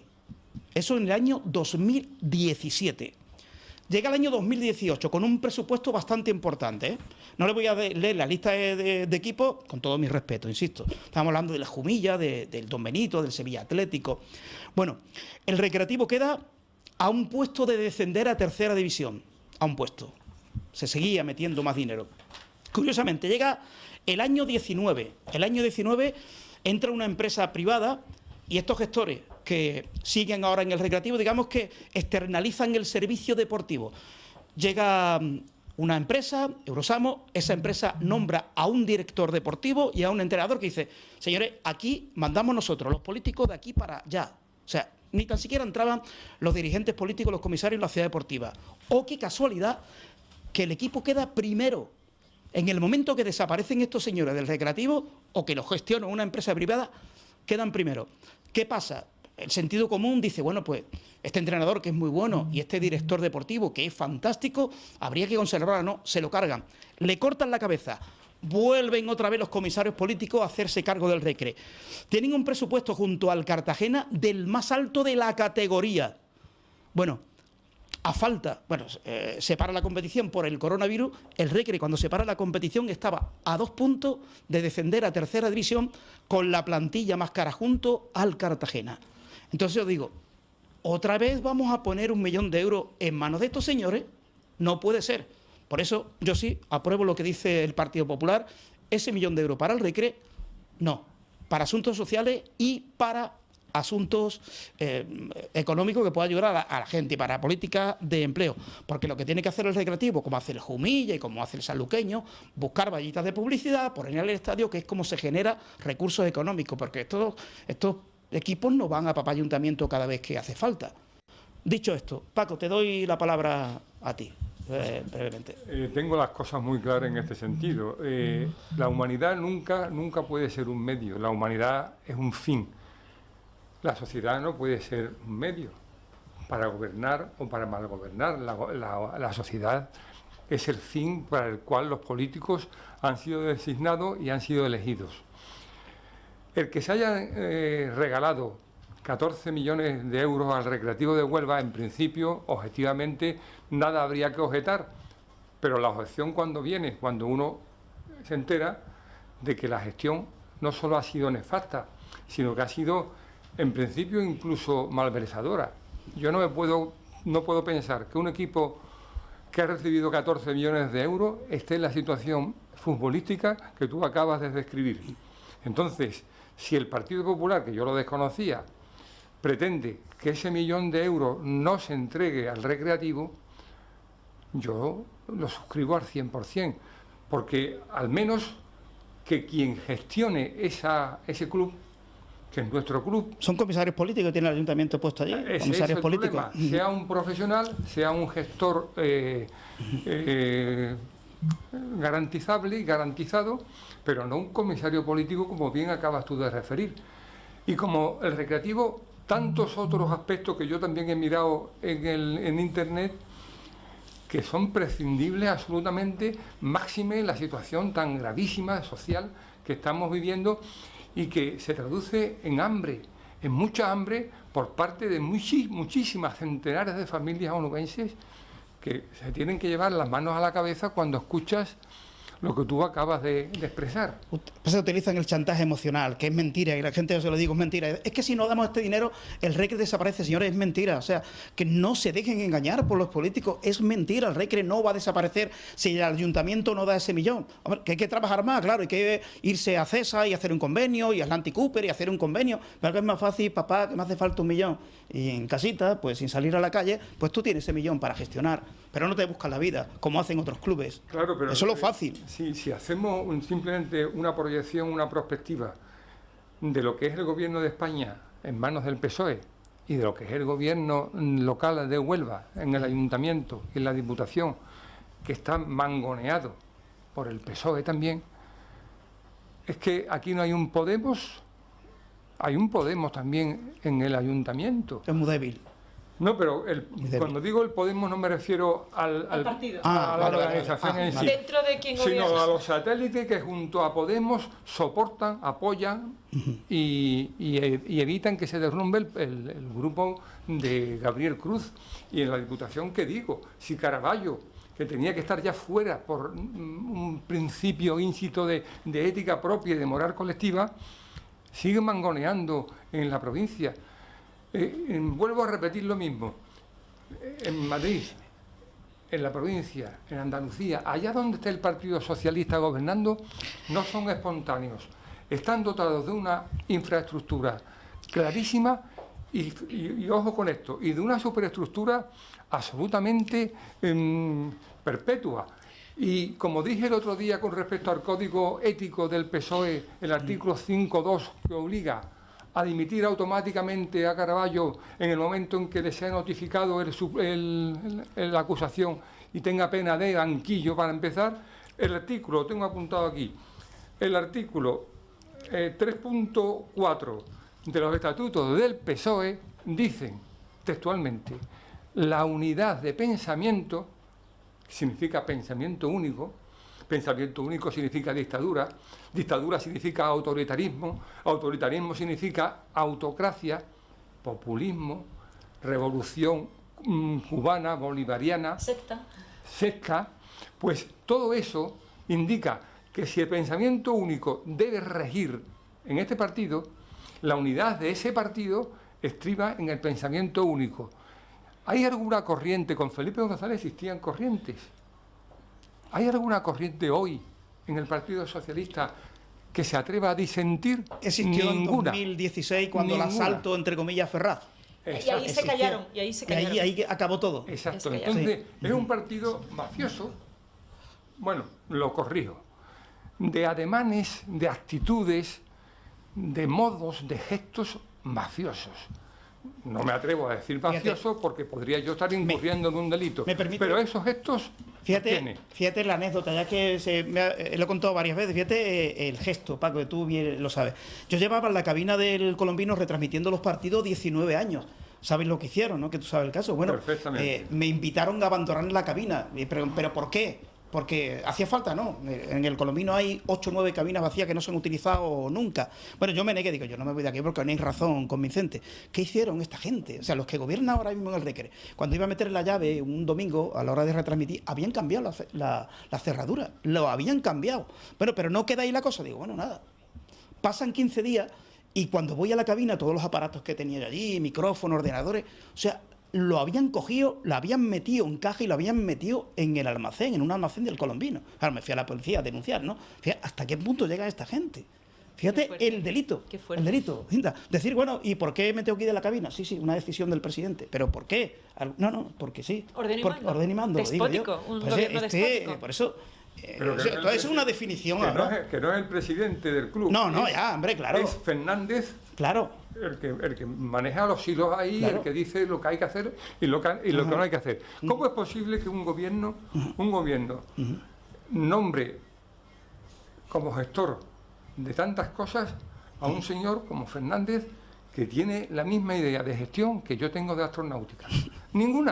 Ninguna, pero está ahí. ¿Por qué? Porque es el comisario político de turno. Así va el Recre. Que facilita el camino al alcalde y compañía. Bueno, pues tema de que quería preguntar también, que vivimos del turismo en la provincia y vivimos de la agricultura. 9.500 puestos de trabajo se calcula que en Huelva se han perdido de turismo. ¿Cómo está la situación en cuanto a agricultura? ¿Qué medida ha afectado? Y no sé, ¿qué vais a proponer dentro de las competencias que podéis tener desde la Junta y el Gobierno Central? Afortunadamente, en la provincia de Huelva, la agricultura más generalizada y más pujante es la agricultura de los frutos rojos, la fresa, la frambuesa, los arándanos y las moras. Afortunadamente, digo, la situación no es tan catastrófica como en un principio pensábamos que iba a ser, porque yo cuando surgió el día 10, 12 de marzo toda la situación y lo que se veía venir, yo pensé, digo, Dios mío, se ha cargado ya la campaña de fresa y la campaña de frambuesa y de arándano. Pero bueno, la campaña continuó poco a poco, ha habido dificultades, pero afortunadamente hasta hoy se está cogiendo fresa, algunos ya han terminado, pero continúa con los arándanos y demás. Y aunque no ha sido una campaña súper extraordinaria como fue la campaña del año pasado, sí es una campaña decente. No podemos decir que haya sido mala, no se puede decir. Es una campaña pasable. La ha habido muchísimos mejores, pero tampoco es de las que peores hemos tenido. Por lo tanto, en ese sentido, yo con la agricultura de Huelva estoy contento. Estaría más contento si no hubiéramos tenido a la ministra de Trabajo diciendo las barbaridades que ha dicho de la agricultura de Andalucía, pero estoy seguro que tenía en el pensamiento a los agricultores de la provincia de Huelva y más concretamente a los agricultores de la fresa, frambuesa, arándano y mora. Las barbaridades de decir que en la agricultura hay esclavismo y que manda a los inspectores a que vigilen e investiguen todo el tema de la esclavitud en esa agricultura, mandando a los inspectores con la Guardia Civil, cosa que nunca lo he visto en ningún sitio, y los agricultores de mi pueblo han recibido inspecciones con la Guardia Civil. La Guardia Civil está para otras cosas más importantes, no para que una ministra la instrumentalice, la instrumentalice, la manosee, como lo ha manoseado el gobierno a nivel nacional y la está manoseando en cualquier momento la ministra también de Podemos, que es la ministra de Podemos, la ministra de Trabajo, la manosee la Guardia Civil, la ministra de Podemos. Está para otras cosas la Guardia Civil. Bueno, pues dice, no, es que a las inspecciones de trabajo, es una de las cosas que me dijeron, a las inspecciones de trabajo se manda la Guardia Civil.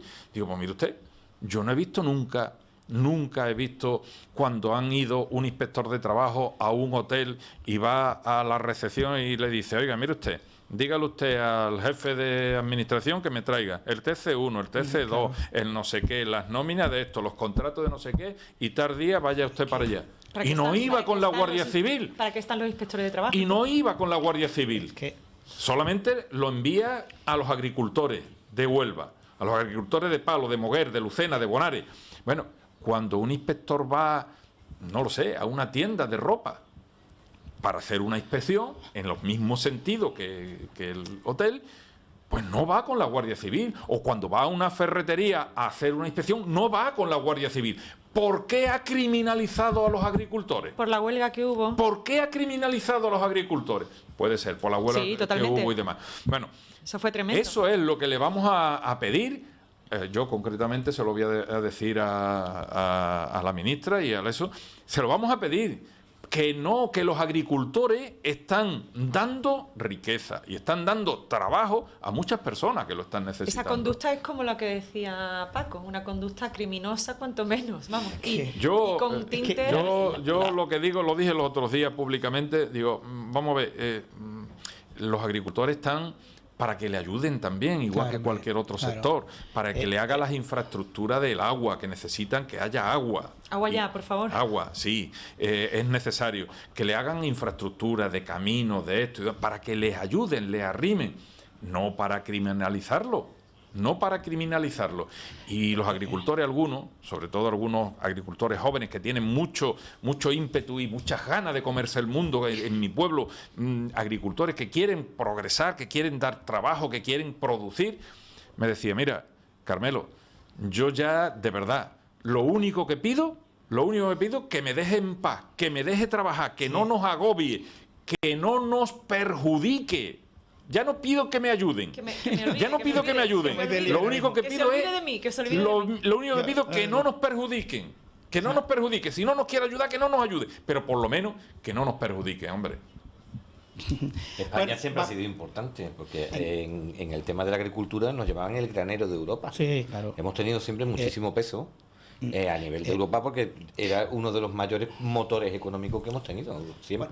Eso y últimamente el turismo. por todo lo que lleva aparejado. Bueno, barra libre, que nos queda nada, nos hemos pasado ya de tiempo. Me gustaría hablar sí, del turismo, sí. de esos 9.500 puestos de trabajo que se calculaban en abril que se perderían por toda esta crisis y del, una vez más, el ministro comunista Rufián, que ha ninguneado el turismo de España y con ello también el de Andalucía y el de Huelva, porque crea poco valor. Dijo literalmente, Garzón, que los confundo a los dos, a Rufián y Garzón, disculpadme. Tal para cual.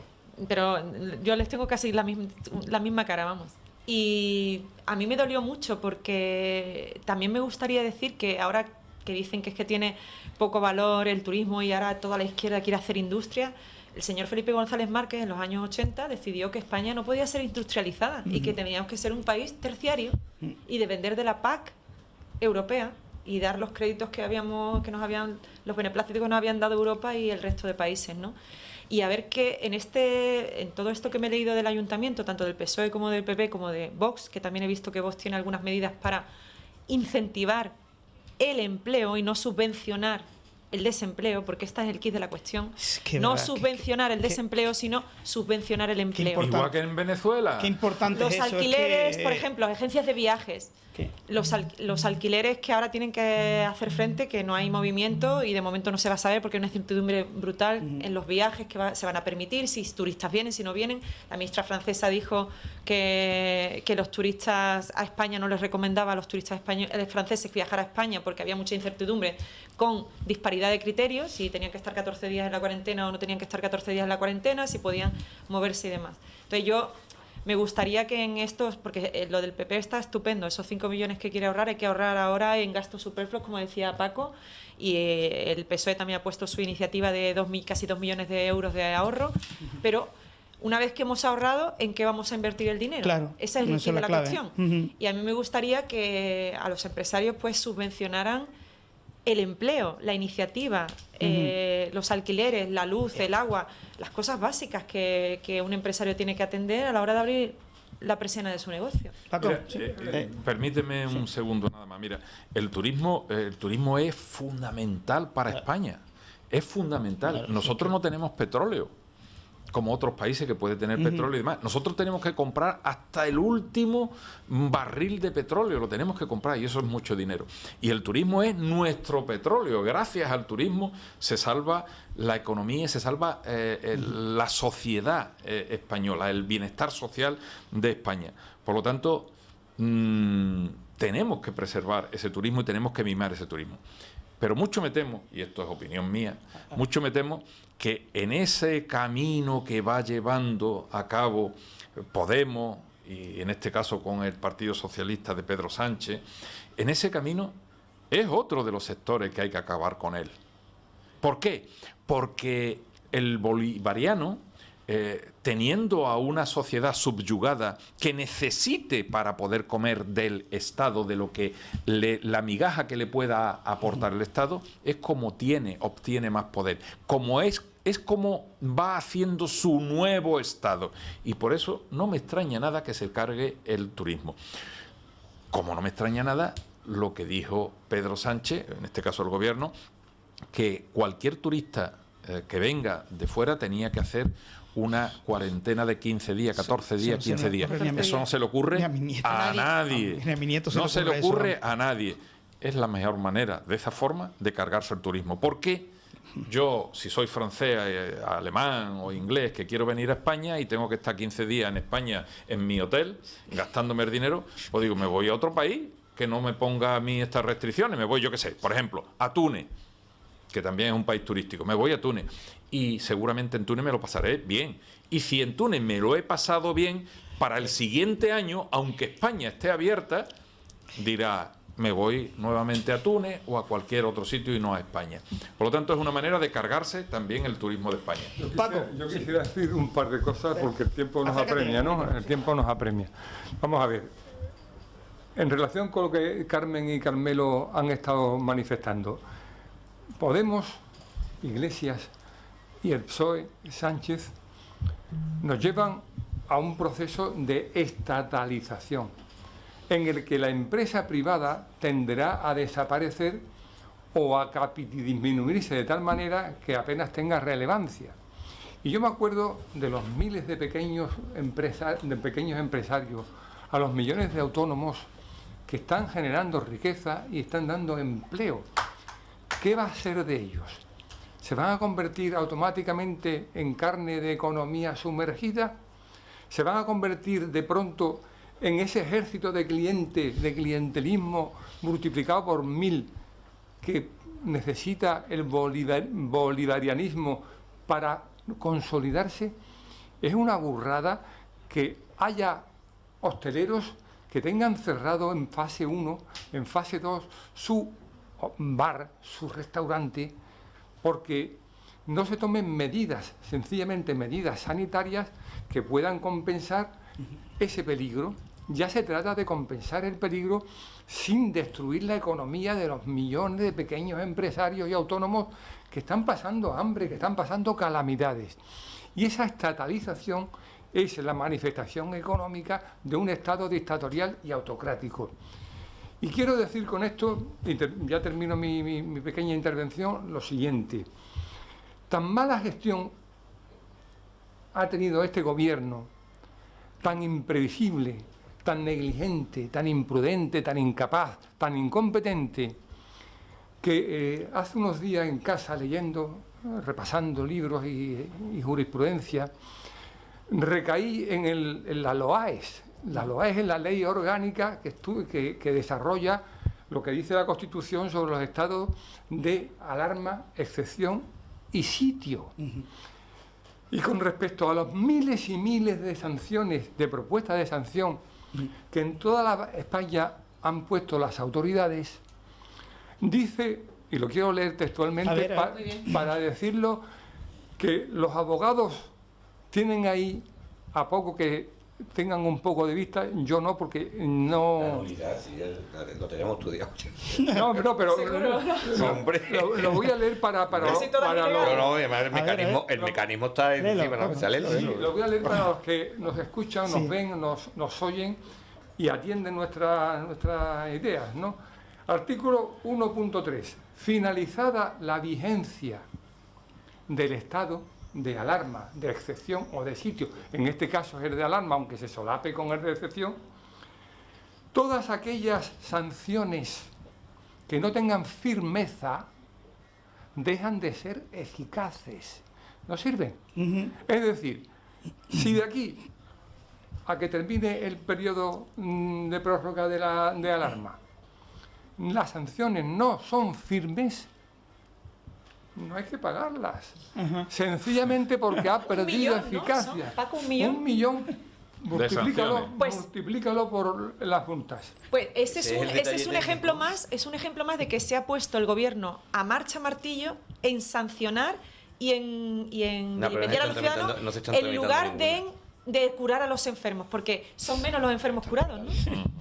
No se están tramitando, se están presentando, se están denunciando, pero no se están tramitando. Sobre todo porque hubo un informe de la Abogacía del Estado que cuestionaba muchísimo lo que era la imposición de la sanción derivada de lo del COVID-19.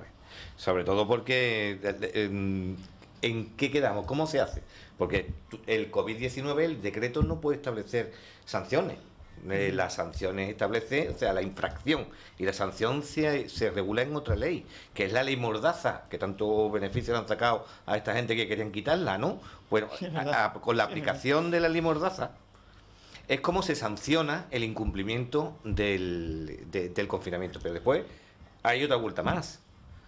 Se pensaba que simplemente por ir por la calle y pararte el agente y decirte está usted sancionado por incumplimiento, pues no, porque uno de los requisitos esenciales que tiene el tema de la desobediencia, que puede ser administrativo, puede ser penal, es que tiene que ser requerido primeramente por el agente. Entonces, no es verte por la calle y decirte identificación, filiación, bueno, está usted denunciado. No, porque no existe infracción, no hay requerimiento por parte de la gente y además un real decreto tampoco puede establecer y ya han hecho la tropelía de cortar incluso hasta las libertades fundamentales del ciudadano, encima van a venir de esta forma, con lo cual menos mal que tenemos ahí algunas interpretaciones y escalones en la ley que frena a estos individuos. Exacto. Pues si se hubieran puesto energías, todas las energías esas se hubieran puesto en curar a la gente y en prevenir, fíjate tú lo que nos hubiéramos ahorrado. No, pero es que ni siquiera han tenido un plan de cómo intentar recaudar. No lo han tenido. Sí, Sino pero simplemente el matonismo, mandar a los matones a que vayan... como un elefante en una cacharrería donde yo cojo y ahora vengo a sancionar para meterle el miedo en el cuerpo a la gente y meterlo dentro de... Son matones de Estado. Estos 2 meses que hemos tenido y demás ha sido un desastre. Te decían una cosa por la mañana, a mediodía era la contraria, y a las por 12 la de la tarde noche era otra distinta totalmente, sin ningún criterio de decir vamos a tirar por esta línea ni nada por el estilo. Mira, no habrá prórroga, ¿no? Yo el no ¿El Partido Popular que votaría en caso de...? No lo sé. Yo creo que va a haber prórroga con no soy yo Ciudadanos. quien decide a priori quién tiene que votar. Lamentablemente Ciudadanos les dará que sí. Hombre, será hasta con la junio. muerte funcionarial del coronel, evidentemente va a haber otra infracción. Habiendo quitado al coronel Cobo, los demás que están alrededor y demás, no me extrañaría que ahora tanto Bildu, que estaba aplaudiendo con las orejas lo que estaba pasando, como Esquerra Republicana de Cataluña y todo lo demás, pues votarán a favor. Eso es así. Lo vamos a ver la semana que viene. Pues ya la semana que viene este fin de semana ya empezará a hablarse al respecto y la semana que viene seguramente lo veremos.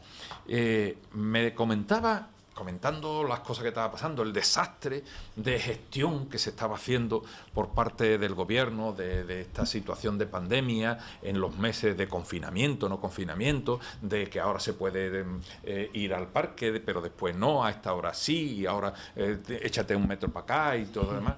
Y me comentaba uno y me hizo pensar, me comentaba, oye, ¿no será esto un ensayo general para cuando llegue el momento de decir, señores, cada uno en su casa? ¿Cómo se llama eso que no puede salir por la noche? Toque de queda. Señores, cada uno en su casa, toque de queda, esto y lo otro. ¿No será eso un ensayo general? Y me quedo, oye, pues no va a descaminar. Pues vamos a ver, vamos a ver. Y a mí, de verdad, a mí me está preocupando mucho la deriva con que está habiendo y estoy viendo yo que va el gobierno.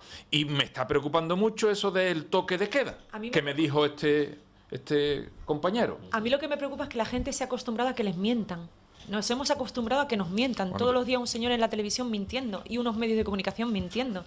Y después metidos en casa que yo decía, Dios mío, pero ¿por qué hay que celebrar? Fíjate, si está todo el mundo hecho polvo. Que hay que aplaudir. Yo no salí a aplaudir, perdona. El desmontaje de todas las instituciones controladoras de la labor de gobierno. Eso.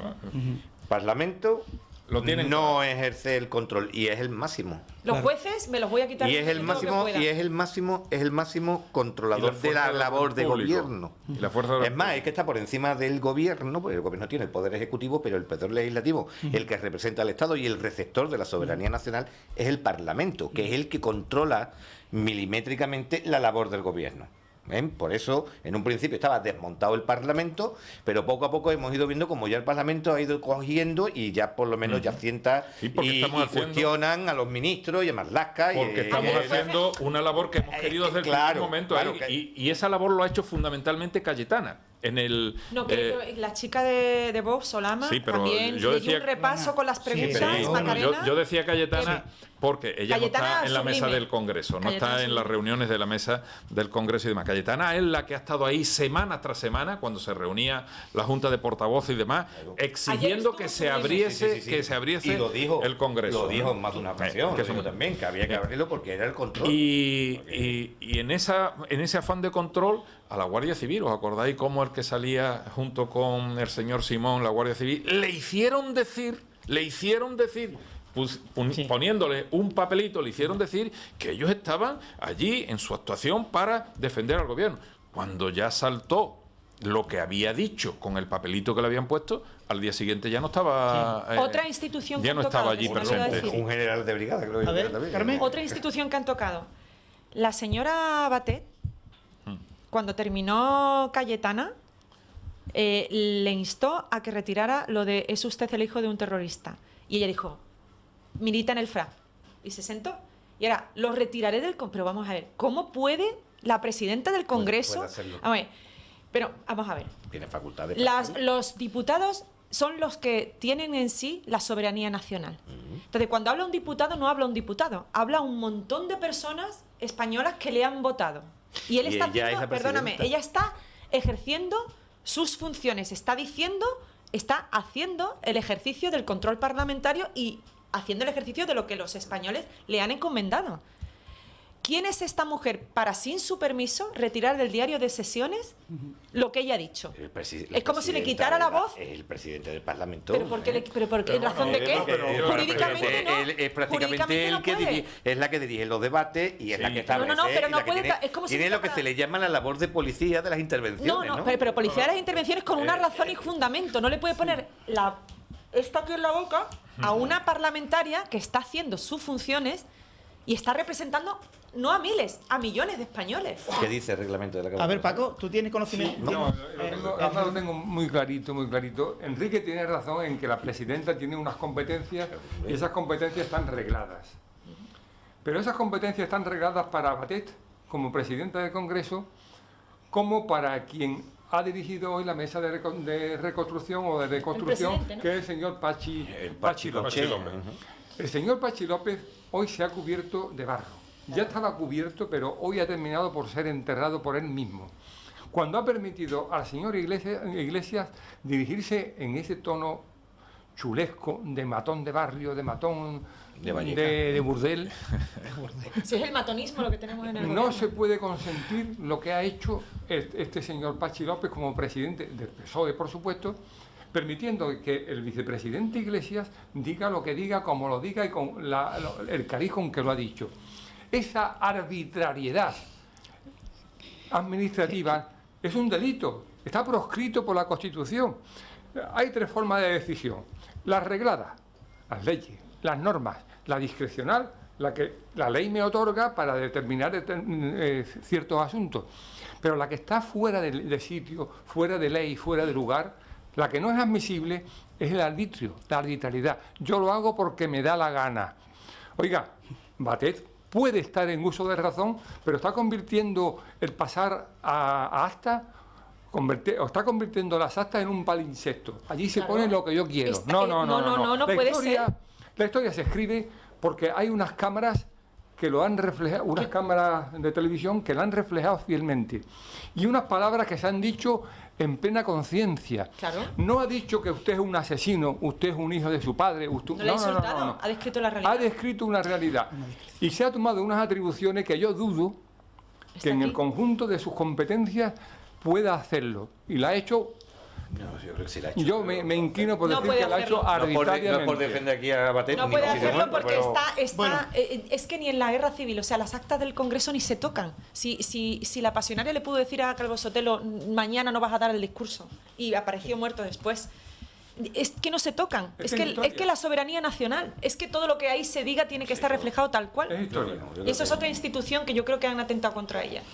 Eso no es libertad de expresión, y Pachi López dice que lo que ha dicho Pablo Iglesias es libertad de expresión. O sea, la Lo de la Pachi clásica López- vara de medir. Lo siempre. de- otra cosa es- Sí, Lo de es la Pachi vara- López la hoy vara ha de sido medir. bochornoso. Pero lo más bochornoso. Es bochornoso. Bueno, no me imagino del al otro PP es normal. destituyendo a un coronel, la que se hubiera La montado. que se hubiera montado, Por Dios sí, bendito, sí. la que se Pero hubiera vamos, montado en lo más España. bochornoso que me parece a mí es la actitud chulesca, De chulesca de barrio, macarra de Pablo Iglesias.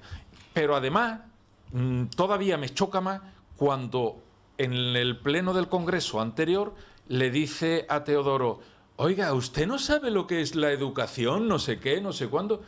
Dice, como poniéndose él el más educado del mundo. Y ahora le dice con una actitud chulesca: cierra la puerta al salir. Hombre, por favor. El que llama a los por scratches, favor, el que llama a los scratches, el por que llama... favor, por favor, Increíble, nunca pensé ¿de qué que- personaje estamos gobernados? ¿Por qué personaje estamos Pero lo que dice gobernados? Paco es peor la omisión y la inacción del presidente, que no toma cartas en el asunto y hace así, pero esto no me toca. Pero eso es general no solamente en Pachi López, sino es general en Pedro Sánchez, es general con el resto. O sea, esta gente de Podemos tiene las puertas abiertas en todo. Pueden hacer lo que le venga en Una gana. piel muy sensible para sí, pero muy dura para los demás. Sí.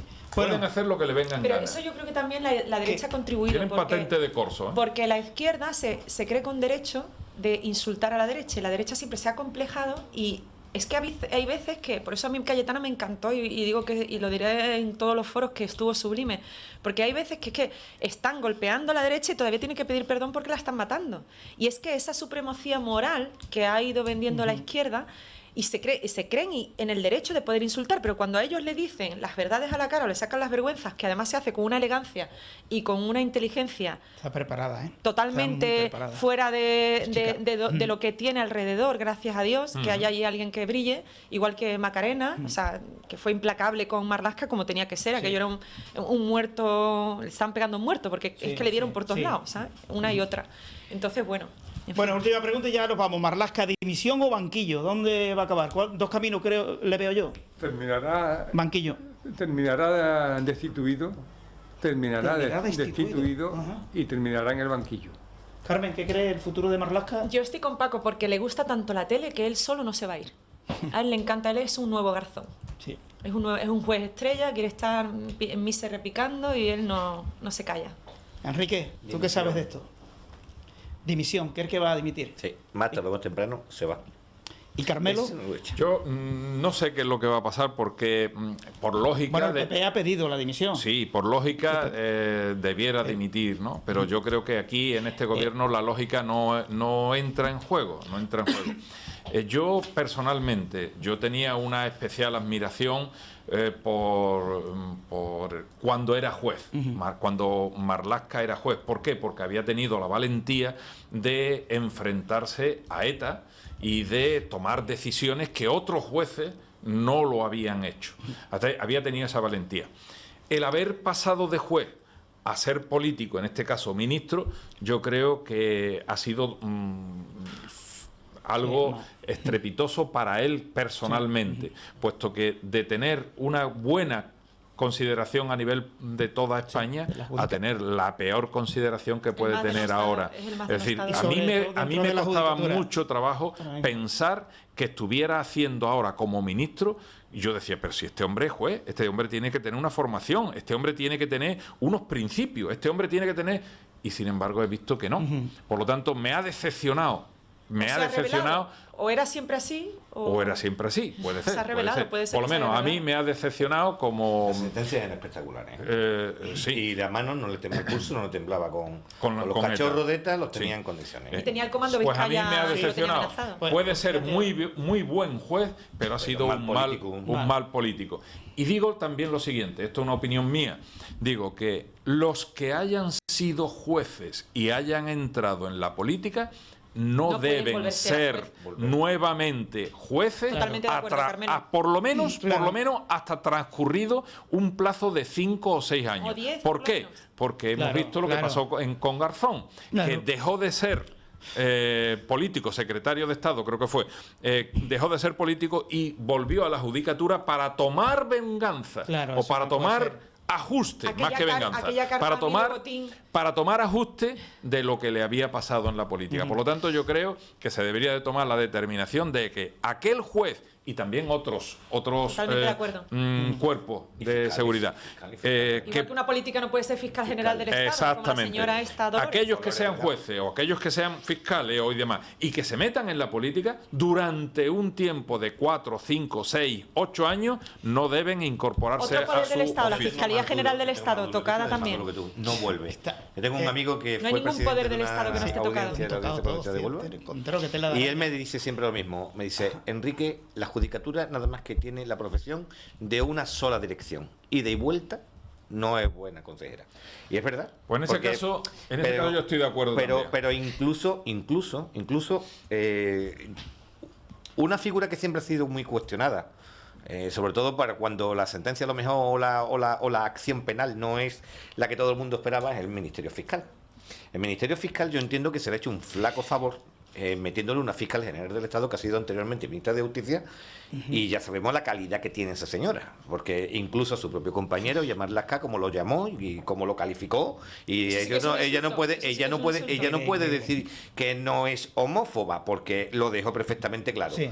Y ahora yo pregunto, ¿con qué confianza podemos ver cuando el Ministerio Fiscal tenga que presentar alguna querella o alguna acción penal contra alguno de los políticos que tiene el gobierno?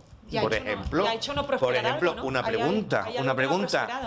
¿Qué confianza tienen los españoles de una posible o futurible querella contra el secretario de Estado, el subsecretario de Estado? ¿Cómo se puede demostrar que ha habido un delito, que el fiscal también continúe con la acción penal y no sea única y exclusivamente la acusación popular? Por eso está ahí. Ahí la ley determina, la ley determina que hay algunos cuerpos y algunas instituciones que sus miembros no pueden ser ni están afiliados a partidos políticos, ni están afiliados a sindicatos, no puede sindicarse, por ejemplo, la Guardia Civil, etcétera, etcétera, ni a ONG y demás. Bueno, pues yo creo que los jueces, fiscales y otros deben estar dentro de lo que es, por ejemplo, las Fuerzas Armadas, que no puede estar predeterminada o afiliarse a un partido, a un sindicato, ni nada de eso. Los jueces también. Los jueces también, por ser uno de los poderes muy importantes del Estado, que tiene que ser totalmente aséptico y totalmente independiente. Bueno, por lo dicho, muchísimas gracias. Paco, hasta el martes, el jueves que viene. Si me invitas, aquí vengo. ¿Has estado cómoda, Carmen, en tu debut? Muy bien, genial. ¿Ha pasado? ¿Le damos la nota o no, Paco? ¿Le damos nota? Sí, ¿verdad? Sin duda. Aprobada. Aprobada con laude. Sí, Gracias. No con fraude como el presidente. Con laude. Bueno, Paco, una pregunta para Paco, que vaticinó, ¿te acuerdas cuando hacíamos aquellos debates, cuando gobernaba el Partido Socialista en Andalucía, que nos decía que estábamos locos, cuando el tema de los ERE y tal, que tú vaticinaste que caería el presidente de la Junta de Andalucía, tanto Chávez como Griñán? No te equivocaste, ¿sí? Pero no es que lo vaticinara, es que estudié el caso tan profundamente, sabía lo que había, y es fácil, digamos, acertar cuando se tienen razones y cuando hay fundamentos.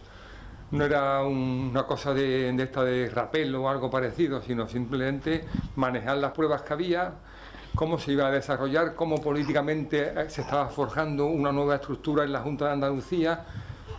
No era fácil, no era difícil entender que el PP iba a ganar las elecciones, pero no porque solo lo iba a ganar, sino porque el PSOE las iba a perder.